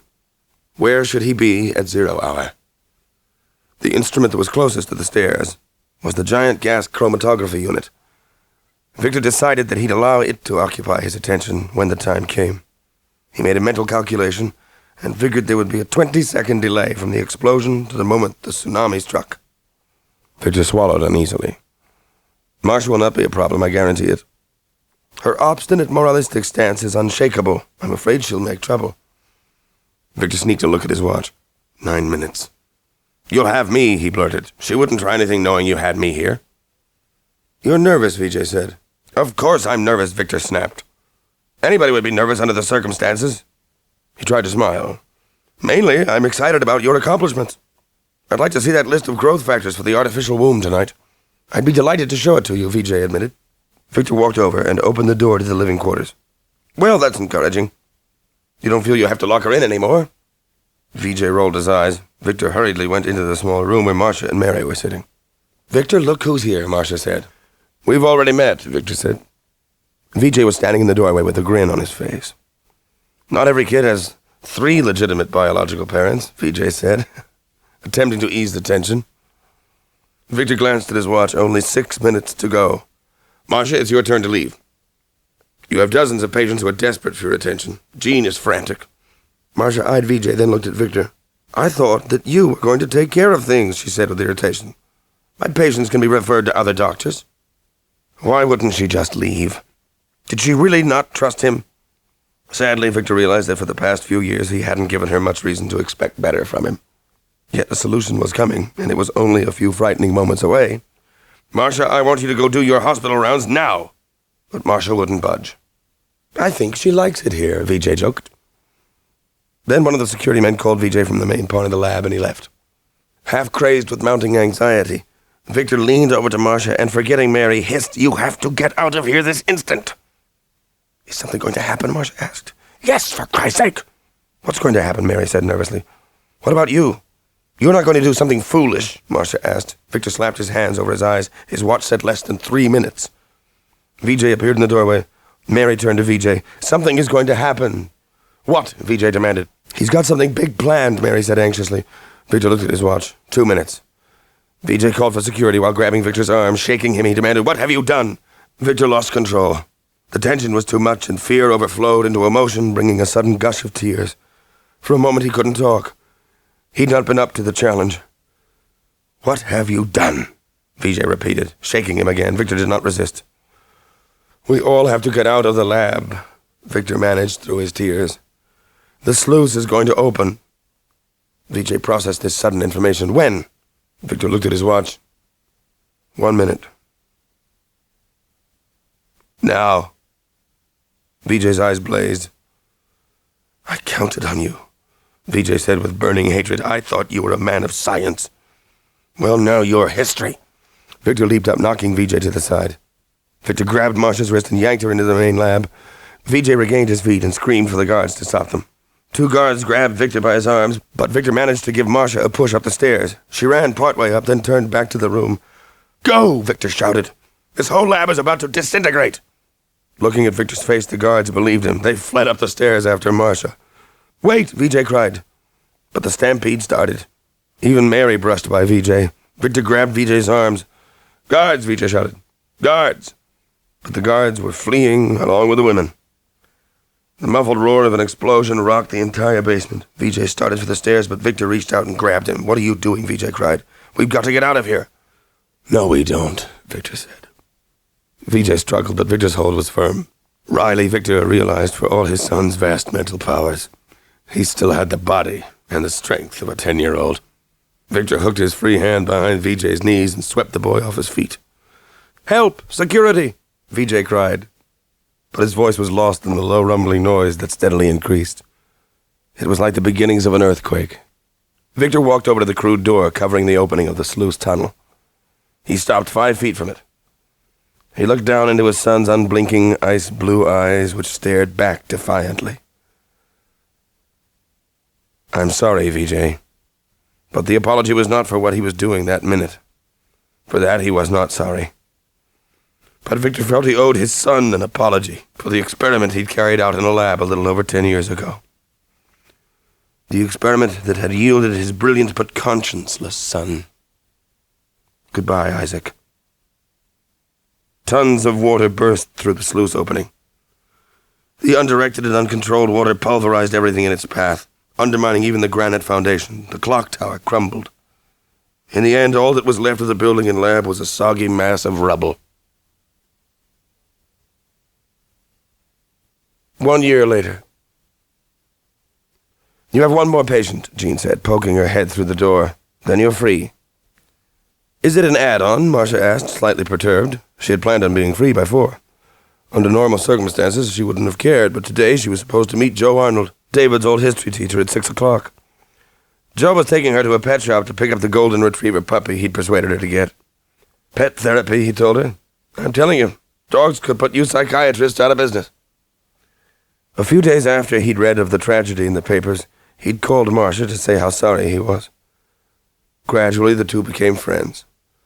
Joe seemed determined to break her willful isolation. "The woman says it's an emergency," Jean said. "Emergency," Marcia grumbled. True psychiatric emergencies were luckily few and far between. "Okay." Marcia went to her desk and dictated her last session. When she was through, she whirled her chair around and gazed out the large picture window. Spring was coming. A few buds were already on the trees. Marcia took a deep breath. She'd come a long way. It was just a little over 1 year ago since that fateful night when she'd lost her husband and second son in what had been deemed a freak accident. The newspapers had even carried a picture of the rusty bolt that had apparently given way on an old sluice gate when the Merrimack River had been at its spring thaw heights. Marcia never contradicted the story, preferring the nightmare to end with a seemingly accidental tragedy. Neither Victor's nor VJ's bodies had been recovered. That there were no bodies made Marcia's adjustment all the more difficult, though not for the reasons most would suspect. How could she explain that by not finding their remains, she was left with the uncomfortable sense that the horrid episode was not over yet?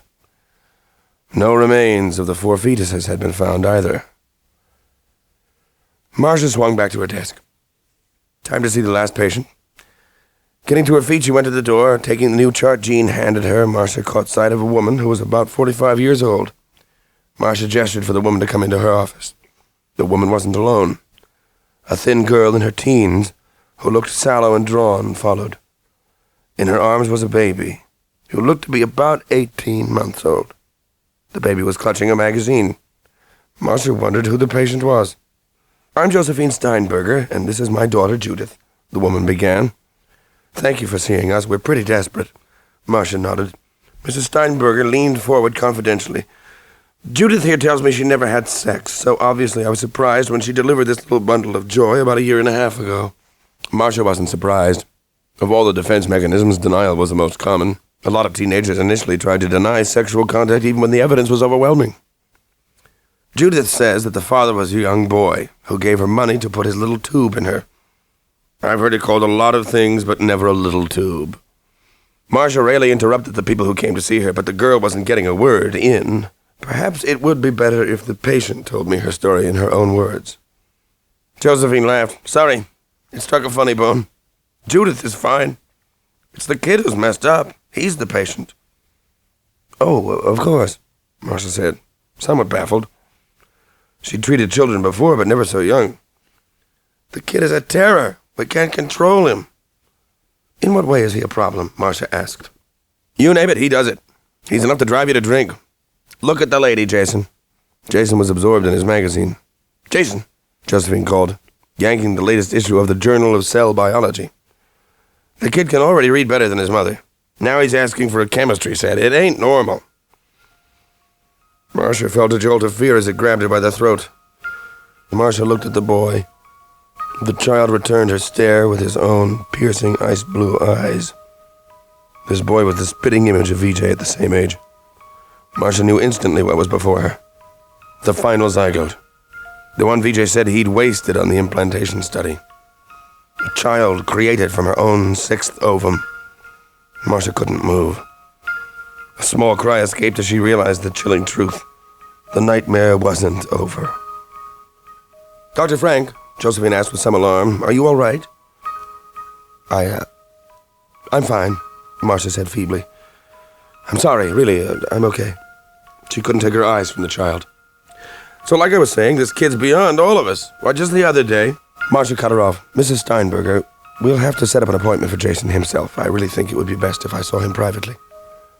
"Well, whatever. You're the doctor. I just hope you can help us." Once they had left, Marcia closed the door behind them and leaned heavily against it. She sighed and said aloud, "I hope so too." She knew she had to do something about this child, this prodigy whose villainy might match or even surpass her son's. But what to do? She broke into soft sobs. Somehow, she would have to face this last demon child and end the nightmare her husband had started for good.